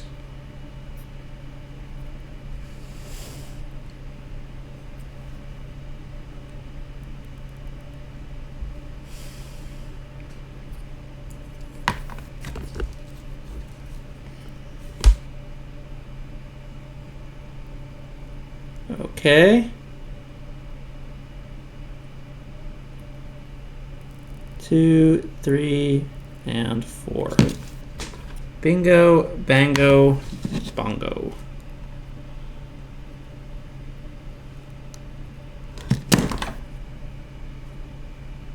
Cool. That's all good. Now, this board has no code on it. I actually don't know what it has on it. I guess we could plug it in and find out. But it does not have anywhere close to the code that the other computer had. So this one, I don't think we can really run. Look, it blinks the red LED, and that is pretty much it. So this one, it's back to holding the mic. Okay, new radio time. So B1 goes on the ground computer. Oh, we need to build a totally new ground computer, right? So we're just going to copy off of the first one. That's all we're going to do here. We're also going to take the antennae off of A. Okay. How are we doing in the chat here? Everyone still good? We all still behaving? Joe has such mastery of electronics that he can command his heat gun by voice. That's true. That is true. All right, here we go. So this is the 3.3 volt pin. It'll be a lot easier now because I'm pretty much just following instructions from here on out, but they're instructions that I made for myself. Oh, this is cursed. Okay, hold on. There we go. 1, 2, 3. Get in there. 4. Cool. All right.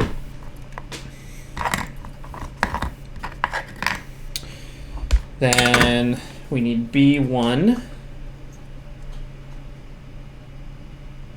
Yeah, we need B1 right here. But first we need this.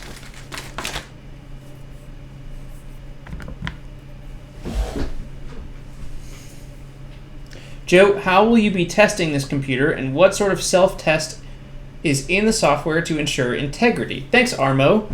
So I've been testing this computer pretty much non-stop for the last 2 weeks, however long it's been since I built it. And I've actually been testing it even since before it existed, or before I built it.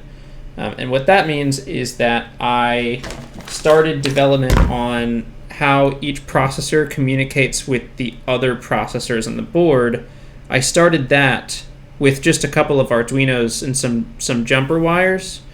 I started that before the boards got here. So I actually got a little bit of a jump start on that. And in terms of data integrity, I can talk about that a little bit. So all of the sensors are just regular sensors. You know, they have some self-checking stuff themselves. For the MEMS IMUs, they have a little bit of a current that they can send through the sensors itself, the sensors themselves, and then you get an expected reading back. So like, for instance, the high G accelerometer, you send logic high through it or something like that. You know, you send 3.3 volts high through all of the essentially you put a little electricity into the sensor itself on a self-test pin, and then the self-test pin is connected to the actual physical sensors in the device. Then you read the device a bunch and you're like, cool, does this correlate with like a working sensor? So that's a pretty foolproof way to self-check the MEMS IMUs. In terms of data integrity, every packet that gets passed back and forth between the computers is 28 bytes. The last 4 bytes of that are reserved for a high precision checksum, so that every packet of data, we know that there's good integrity. I actually don't have the checksum in the telemetry downlink right now, but I should do that. That's just a good idea. And so let's see, how else do we do self-tests? I mean, I've been doing a lot of tests outside, just outside, bringing the GPS and Ava outside, putting it on a stool, pretending it's a rocket, and then I test how is the accelerometer doing when it's fused to the GPS? How is the velocity looking, the position? That was pretty much the last few days, was position and velocity. So there's a lot of testing like that. Then there's going to be flight testing, right? So, I mean, and then before I actually flight test, there's all sorts of stuff on the ground. Like I've checked all the pyro channels, those all work. I actually have not checked the TVC outputs, but that's so unbelievably basic that like it would be crazy if that didn't work. It's just a wire direct from the processor. So that's pretty easy. Okay, let's solder these on. And you know what? Because I know it works now, let's just go ahead and put the shrink wrap on. Yeah, so that's pretty much all that you do before you flight test. And then you send it in the air and you see how it does. And you log everything along the way. So that first flight test, and probably the first few flight tests, I'm going to be logging every single piece of data that I can, and it's gonna weigh down the computer a little bit to log all of that. But I think it will be worth it in terms of the offline modeling, because then I'll have real data on like sensor noise and the actual dynamics of the vehicle in response to, you know, different inputs, stuff like that. So yeah, there you go.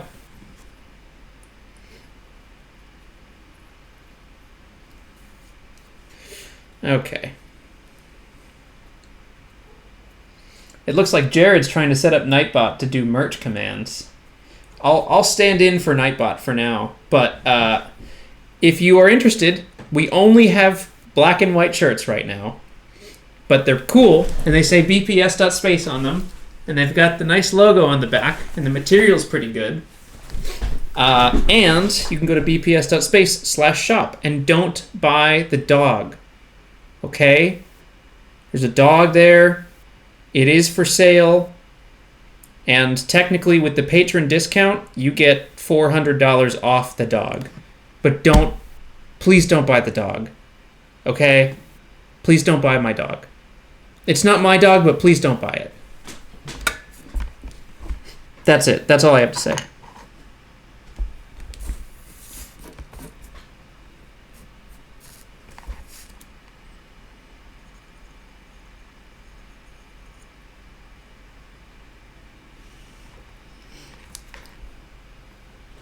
Okay, then we've got black.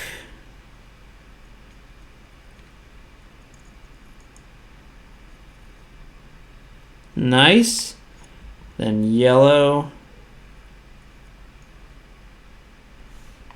And white.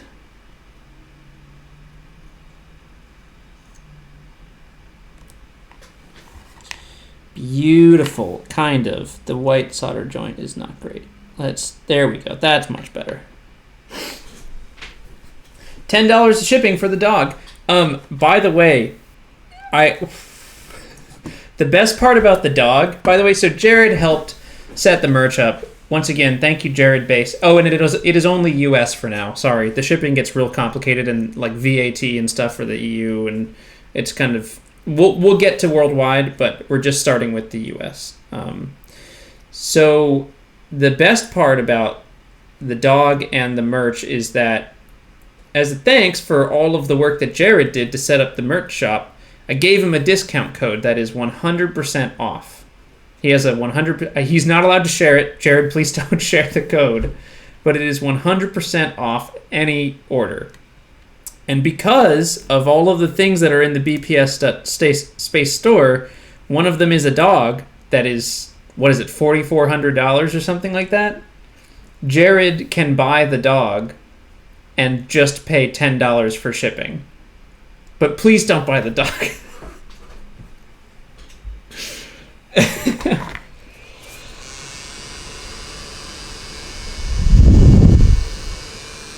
Okay.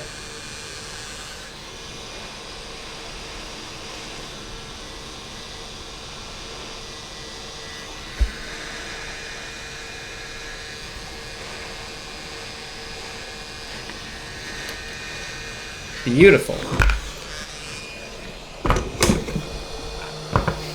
Someone's gonna buy the dog. It's on sale. The dog, like, it is a good deal. The dog is on sale, man.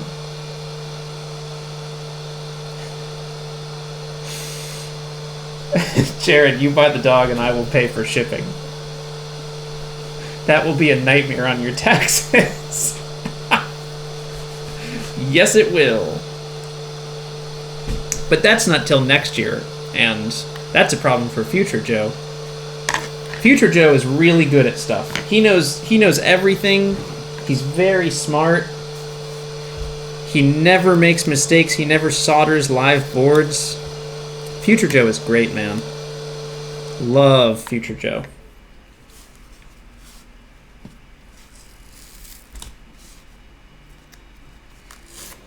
Okay, so a little bit of foam, a little bit more foam, bada bing, bada foam.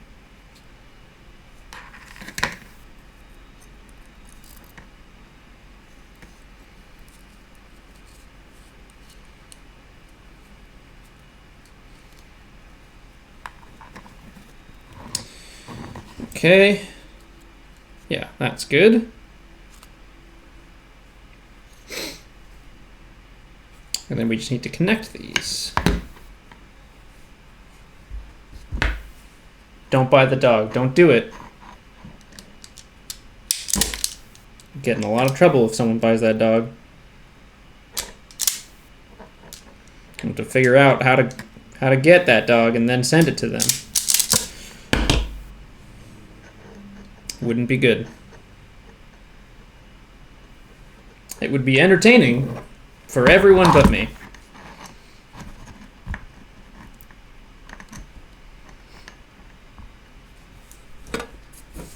You know what? That would make a really good like video for the second channel.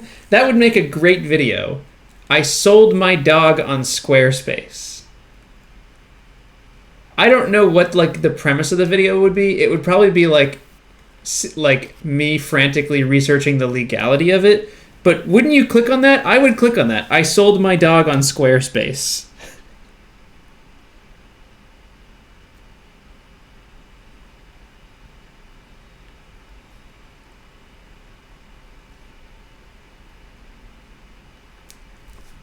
Okay. Squarespace commercial material. Okay. So these are tinned, and we're ready to solder them now. right? Yeah. Okay, so red goes here. Yeah, here we go.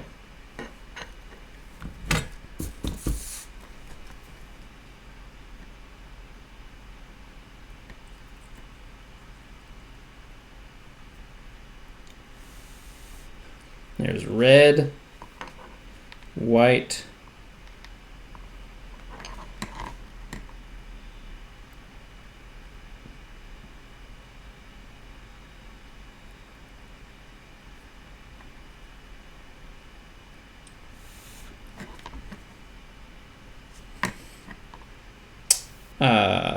black, and then yellow.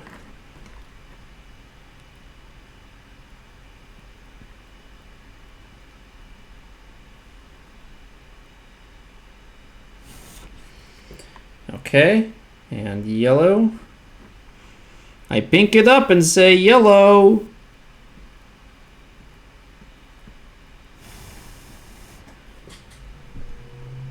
That joke kills like 20% of the time.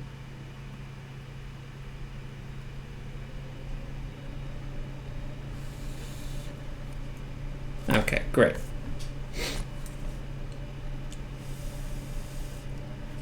And we don't need shrink wrap on the bottom. So now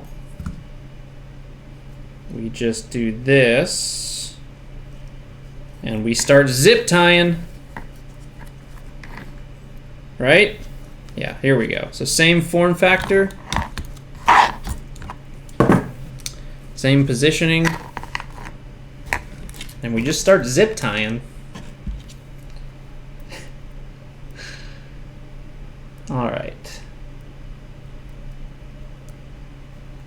All right, I have not been paying attention to the chat. I am sorry. If you have questions or have been asking questions or I didn't see your chat, please leave it in the chat now and I will do my best to get to it now. All right, let's see what we got. Are you going to zip tie the dog in the box so he doesn't move? Oh my God, starting off dark. Why don't you solder the antenna board directly to the protoboard along with the Teensy? So Rev, good question. I can't do that because the spacing of the pins on the XB are different than the spacing of the pins on the protoboard.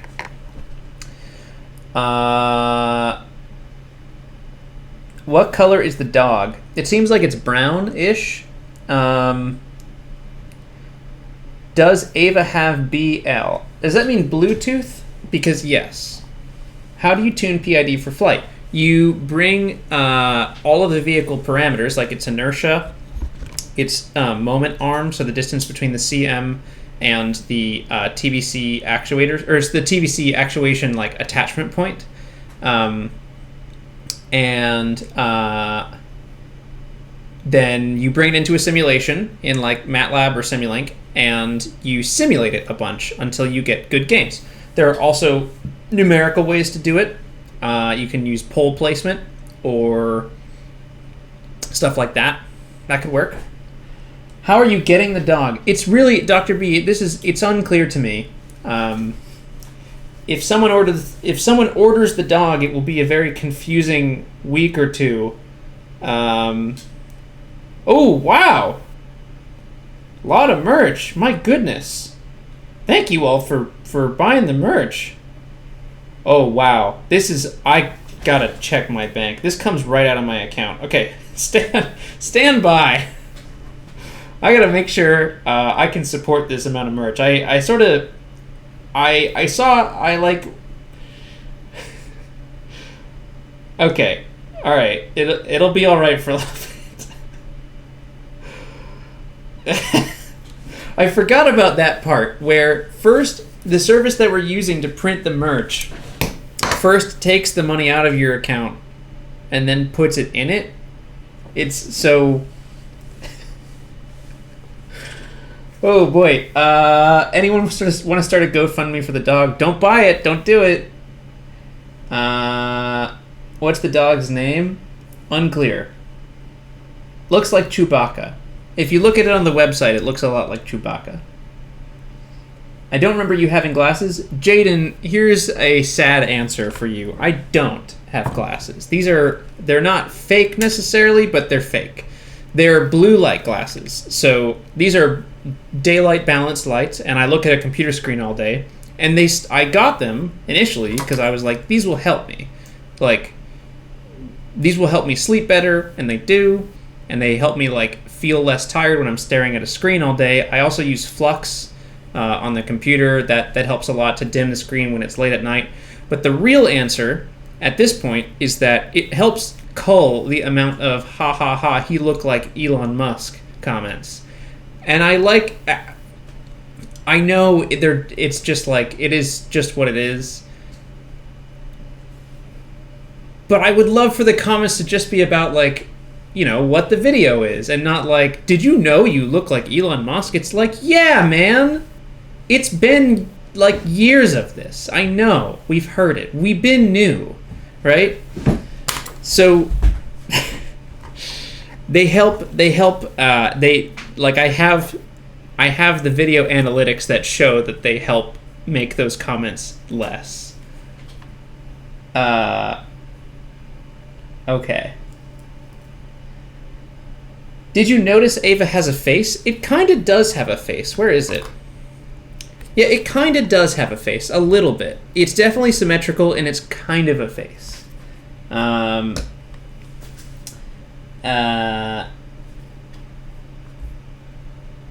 do you tune GNC for Ava? So Ava, when it flies Sprint, will be using a full state feedback controller, same thing that I've been using for Sprint already, but instead of a 4-state system where the states are orientation and angular rate, it will now be a... Oh, wow. Hold on. I might have to put roll in there. I might try putting roll in it, which would make it a 12-state system. So orientation XYZ, angular rate XYZ, position XYZ, velocity XYZ. So that would be 12 states. Or if I want to keep the roll controller separate, which I kind of do, depending on how much I overhaul the roll system, then it would be...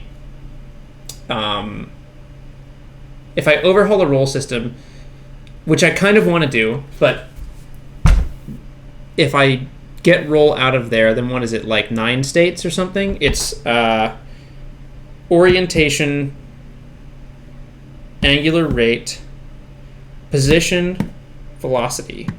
So it's 8 states. 9, 10, 11, 12. Yeah. You know what? No, I think we are going to do that. I think we're going to do an 8-state system because on the x-axis, I can't control the roll as reliably as I want right now, and I can't control the vertical position or the vertical velocity. So it's the x-axis that we're talking about when we're talking about roll, and we're also talking about that axis when we're talking about how high are we. So I think it'll be an 8-state full state feedback controller. Okay, there you go. Ian Ross says, that shirt looks nice. I might need to get one. Well, Ian, let's do it. Hold on. Let me get the black one on. I like the black one a little better. But they're both good.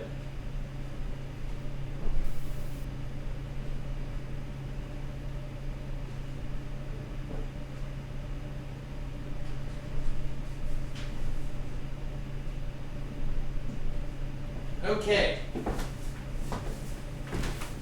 Yeah, so this is a medium. What am I? How high am I? Not like how high am I, but like how tall am I? 5'11", and like 180 pounds. And this is a medium, and it fits me pretty well. He's got the logo on the back. This does... Okay, I wore this yesterday and it smells terrible. I gotta go back to the white one.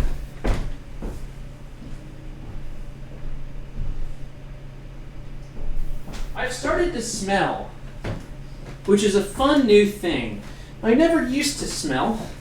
I have very dry skin, so I don't smell a lot. But I've started to smell now. Like at the end of the day, I notice a little bit of a smell, and it's like, I think this is what getting old is like. You just start like smelling kind of funny. Anyway, that's my fun life update. Yeah, so to answer your questions, Ava will be using an 8-state full state feedback controller, and I've started to smell. It's the quarantine. It might be the quarantine. It also might be that I spent all day yesterday outside in the sun. Well, not all day because we got a big old windstorm, but all of like daytime day. Excuse me. Outside in my driveway with a stool, looking at a screen. The stool has Ava and the GPS puck antenna on it, and I hold it like this, and I look at a screen and I go, zoop, zoop, and then I try to make sure that Ava can keep up and understand like where it is in space. Got a couple of weird looks for that one. Thank you, Eric. Eric donates $4.20 with the quote, "How high am I, Joey B?" Thank you, Eric.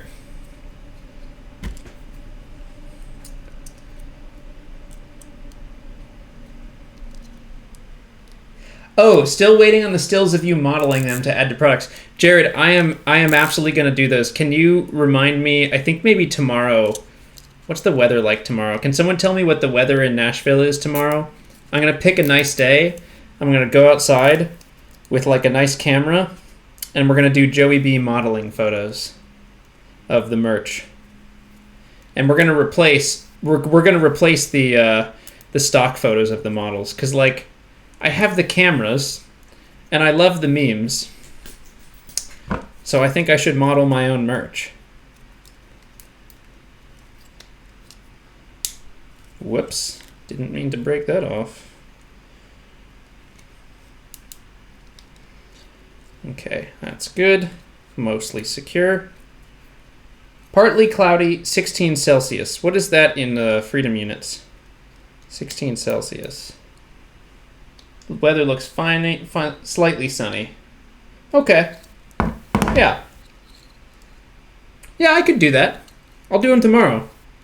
If people in the Discord can just hit me up and remind me to go outside and take photos of myself, I will go model the merch.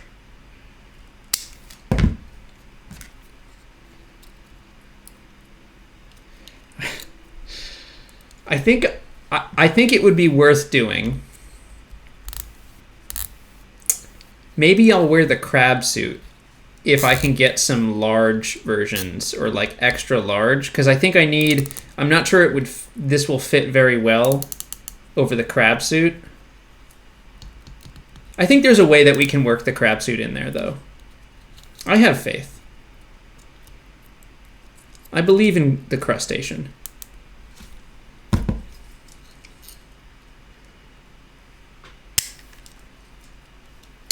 I don't know.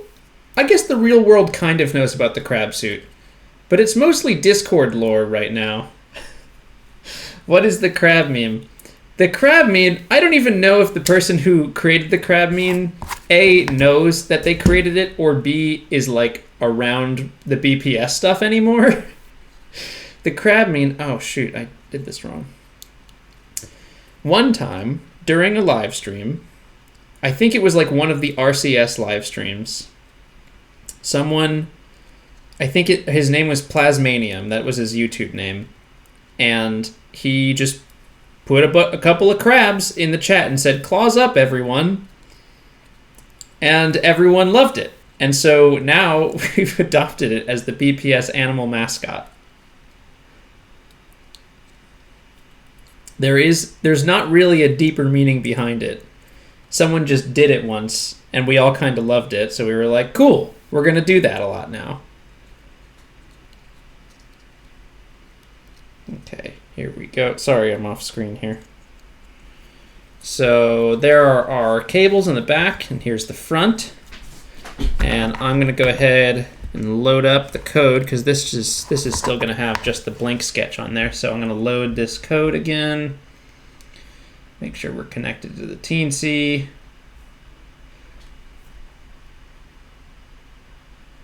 And loaded. Cool.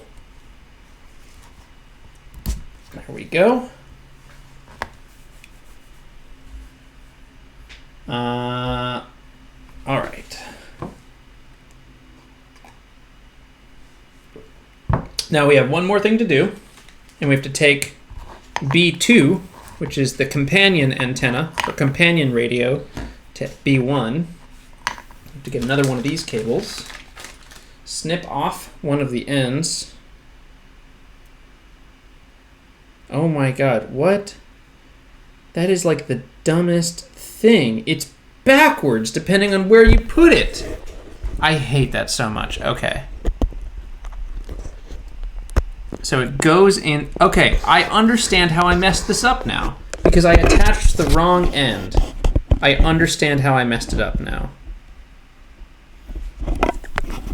I get it. Okay, so it goes in this way. And then I'm going to clip it.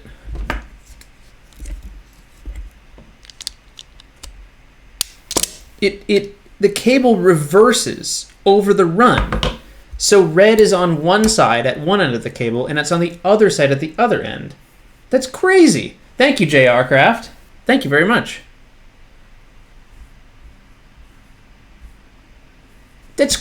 Who does that? TBH, I know who does that. Probably a similar type of person to the person who says, I'm going to make it black, not ground.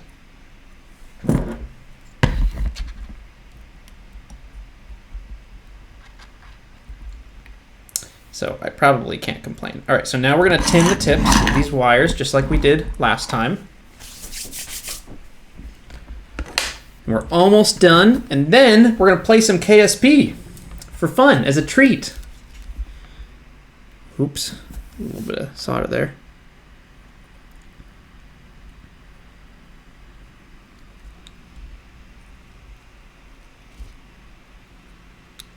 What do we do in KSP, by the way? I don't have a plan, and the people in the Discord said go to the center of Kerbin, and I'm unclear on the feasibility of that goal. So just in case going to the center of Kerbin doesn't really work out for us, what do we do? Ooh, I love this. Guigo says, have you ever considered a pitot tube for reading velocity? I never know how to pronounce it. But yes, I love that idea. And I've wanted to do it for a little while. Frankly, what I've actually wanted to do is measure angle of attack. And you can do that with 4 pitot tubes. Or I think you can do it with a couple other. I think you could do it with 2 passive fins and a rotary encoder on there. But I think measuring angle of attack would be really cool too. I have a fin control project in the works. There is one person who knows about it. I think it's Anchovy Knowledge in this chat. Is Anchovy Knowledge still here? If you are, just like say yes. Don't say what the project is. Let's see. I don't know if they are. I think they might have left. Okay, Arsenio knows. No one leak it. No leaks, okay? No leaks. But there is a project coming up that uses fin control. And I would benefit from an angle of attack sensor on that, although I think I can estimate it well enough to just throw caution to the wind. But we'll see. The rotary encoder method is most accurate. Yeah. You know what, though? Here's the thing.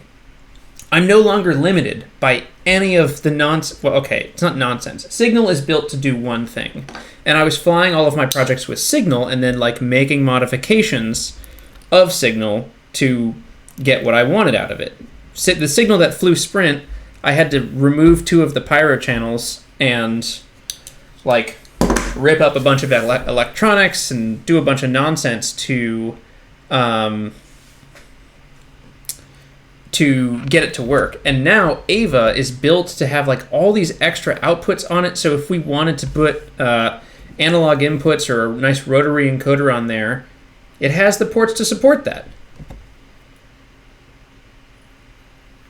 Anyway, the point is, it seems like anchovy knowledge is not here, but I'm doing it because of them. They suggested it enough, and I was like, cool, I'll do it. And so now that project is in work, and I can't really say the name of it without giving it away, even though it's not the actual name of the thing.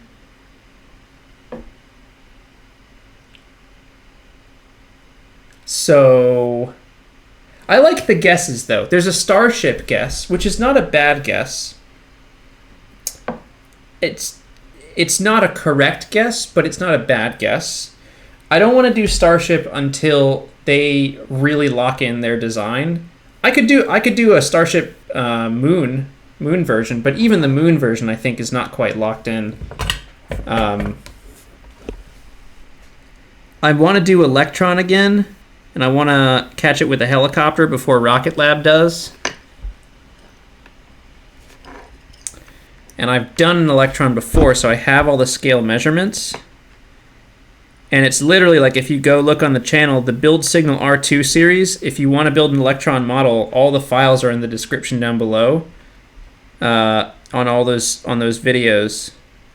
So like the decals and everything. I think I can do it.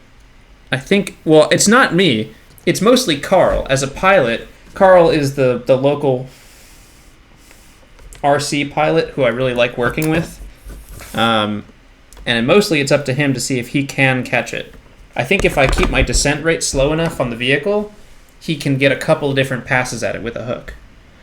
All right, what are the guesses? Nathan knows what it is. Something with grid fins. No, they're not grid fins. Well,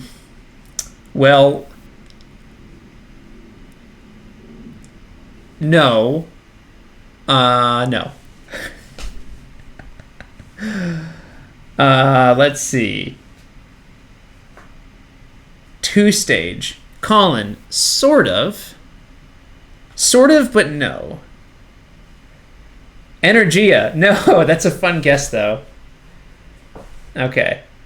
Oh, Nathaniel says, by Nathan, do you mean me? Nathaniel, sorry, no, I did not mean you. I meant a different Nathan. Okay, yeah. There's a couple guesses in here, but we'll have to see, won't we? Other than the fin control, it's a pretty easy project. I think Parker knows what it is. I sort of told him earlier today. Actually, no, I think I told him a couple of days ago. Parker knows what it is. He's well aware. I think most of the Discord can figure it out.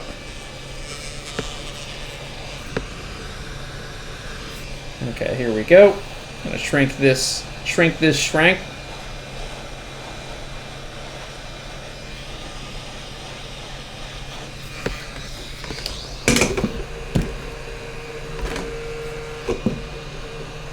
Okay, that's all good. So now we should be ready, right?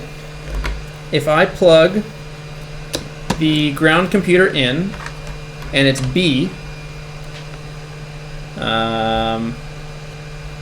couple of guesses. Skylon is an interesting guess. That is an interesting guess. How about it, huh? Neither confirm nor deny. So, we open up the serial monitor. Let's get to the computer here. There is the serial monitor. Oops, need the antenna on that.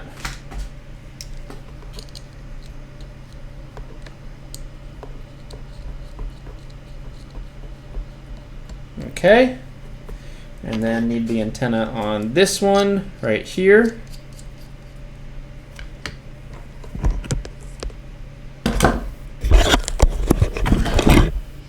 And I'll put Ava right here so you can see it in the view.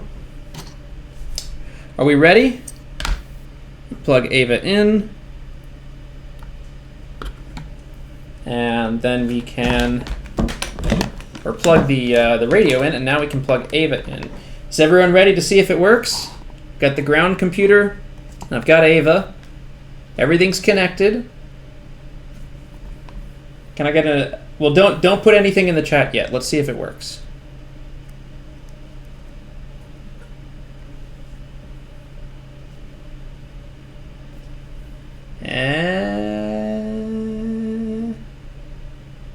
Uh-oh. That is maybe a no-go. That's B2. B1. Okay.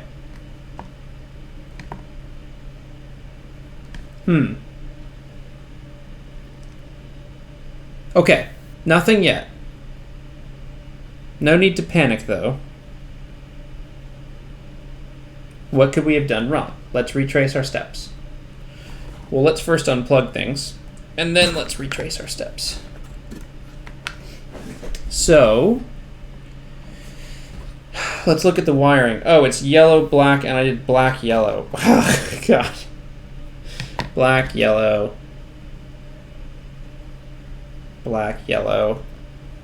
Yellow, black. Shoot. Okay. I am a big old box of beans. That's what I am. F in the chat, please. We're gonna fix it, but F in the chat. I deserve the F. I deserve it. Some days I feel like an S, and man, some days I just feel like an F. Now we have to get rid of this heat shrink tubing on the black and yellow lines, which is a super fun thing that I don't hate at all.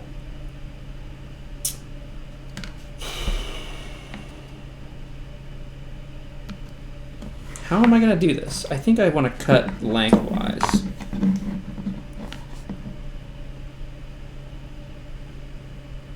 Yeah, if I cut lengthwise, I can open it up.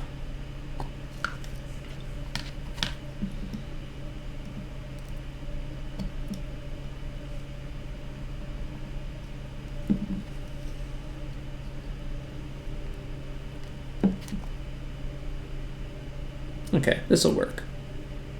I hate it, but it'll work.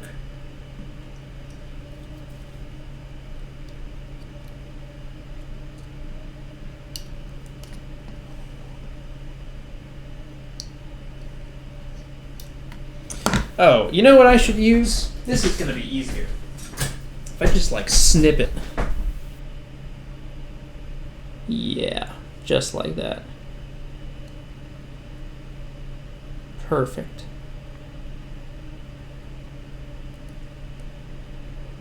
Yup. Okay, great. That's pretty much gone.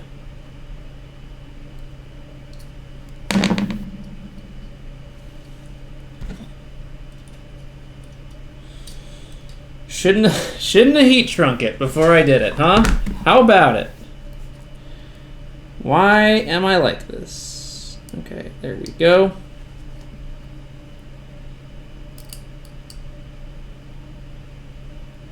Trying not to cut the actual wire, because I want to keep it the same length. It's my song, available on Spotify tomorrow. That's the next thing that has to happen is music. I gotta put that out. The problem with the music I write is it's just for video, so it's gonna sound a little weird on its own. I have to swap TX and RX as a treat, is what I'm doing here.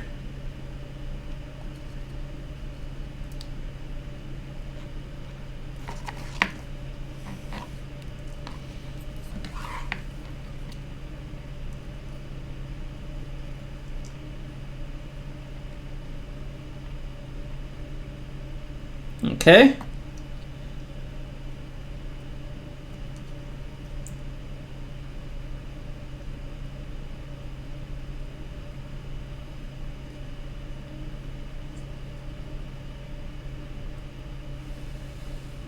Oh no, my God. Ah, I need more heat shrink.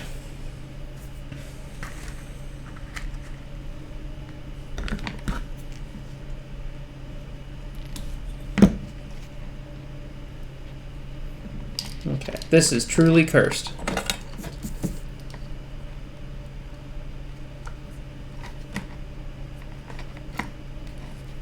Here we go.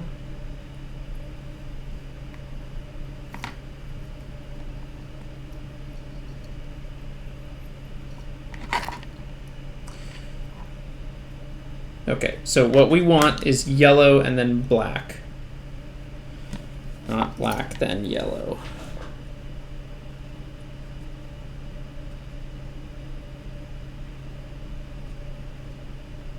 Okay, that's cursed. That's truly cursed.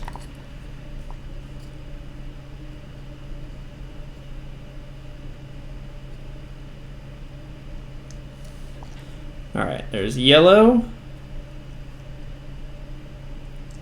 And then black. Those joints are okay. Not great. Okay, I actually kind of hate them though. Hold on.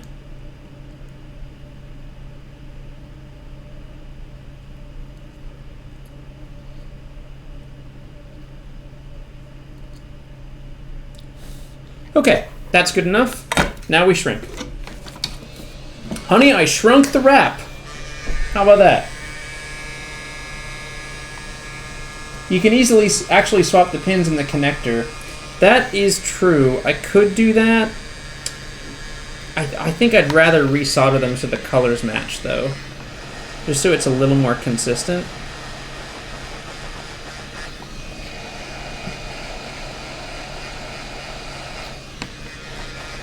Cool.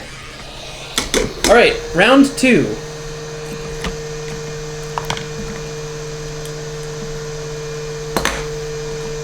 So, this is Ava. Plug the radio in. There's the plug for Ava. And then we have the B radio. I'm gonna plug that in. And now we'll switch to the computer screen so we can see if it works.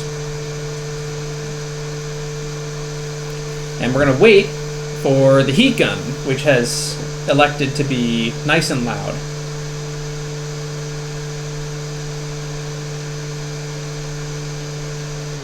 All right, here we go. Serial monitor open. I'll remind you when I plug in Ava, it'll take a couple of seconds to start up, and then, if it's working, we'll see telemetry. Here we go. Good luck.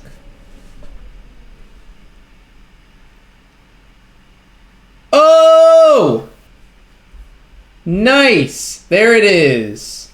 Ava, TLM. And these should be our angular rates once again. So if I open up the plotter, here we go. Angular rates, different axes. Yep, cool. There's velocity. Nice. All right, well, we did it. That took way longer than it really should have. That's kind of always how these streams go, though. I can do it faster without the stream, but it's more fun with the stream. And you get to see me solder on live boards, which is a terrible, terrible practice, and it's something I deeply regret. All right. Well, folks, I did not mean to go to this camera. Folks, let me tell you what. I'm going to play KSP in a little bit, maybe 8:30 or something like that. I think it says 10, but let me get you the link. So actually, let's talk BPS first. Before we go, let's close out the BPS stuff. So the telemetry ground computers work. I have 2 of them as a backup. If one of them breaks, if something bad happens when I solder on a live board, then I can fix that. But this is really good news. So the next step is I need to finish up Ava's flight software, which is coming along really well. All of the parts that were novel for Ava, which is like the position and velocity stuff. Before on Sprite, I was just getting that data directly from the VectorNav VN300 sensor. So I had to do my own sensor fusion on Ava, and it's okay right now. It's not perfect, but it's certainly good enough to fly Sprint. I have to integrate the GPS and the telemetry antenna into the nose cone. I would like to redesign the roll control system. I have some ball bearings that are going to help with that, and then we'll sort of gear it down so we can spin it a little bit faster.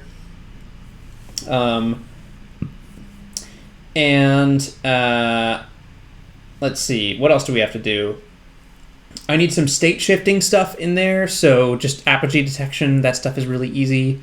And then I need to set up the data logging, the SD card, and the state space stuff. The state space stuff is really easy. It's matrix math. That's like it. And then I need to do the flight simulation. I don't know. I feel like I can do it in 2 weeks. We'll see. I feel like I can do it in 2 weeks. We'll see what happens next Friday. That's my target date. If you want to stay updated, I'm at Joe Barnard on Twitter. You don't need to follow, but if you want to stay like super in the loop, and if you want to support the project, BPS.space. No, Patreon/BPS, I think _space. Someone can link it. And then the merch is BPS.space/shop. I got to get used to plug-in merch now. But all right, so that's all the BPS stuff. Yeah, the next big thing is flying Sprint. And then there are, publicly, all right. There's a lot of stuff which will occur in a time. How about that? There's a lot of stuff which will occur in a time. And the time is this summer. That's vague enough, right? I can't even ask the other people who are involved. Okay, nope, see? Can't even talk about it. All right. It's going to be great, though. So that's all the BPS stuff. I'm going to be playing Kerbal Space Program, I think maybe 8:30. Yeah, I think maybe 8:30, maybe 8:45. And the link for that I will get for you right now. Joey B plays. Please type Joey B plays KSP. And there should be a link to the stream. Okay, there's not. Can I please? Where? Okay, thank you. All right, here's the link in the chat. I will drop it now. There it is. Oh, thanks, Parker. Parker's got it too. A couple other people, I think. And I'll be there in a little bit. I don't know what we're going to do. Just put it in the KSP chat, what you'd like me to do in KSP. And if you don't want to join me, that is totally cool as well. Thanks for hanging out. Thanks for chilling with your boy, Joey B. And get ready for that 1 kilometer shot. It's going to be cool. So first up, we need a G8 flight on Sprint. Then we do a G11, which I think gets us to 500 meters. Then we might cut back some mass and see if we can get higher on a G11. And then we do the H13 up to at least 1 kilometer. Sims are showing like 1.2 to 1.5 now. It's going to be crazy. All right. That's all for now. Thank you so much for hanging out. I will see you over on the Kerbal Space Program stream in maybe about 30 minutes-ish. All right. Goodbye, everyone. May your skies be blue and your winds be low.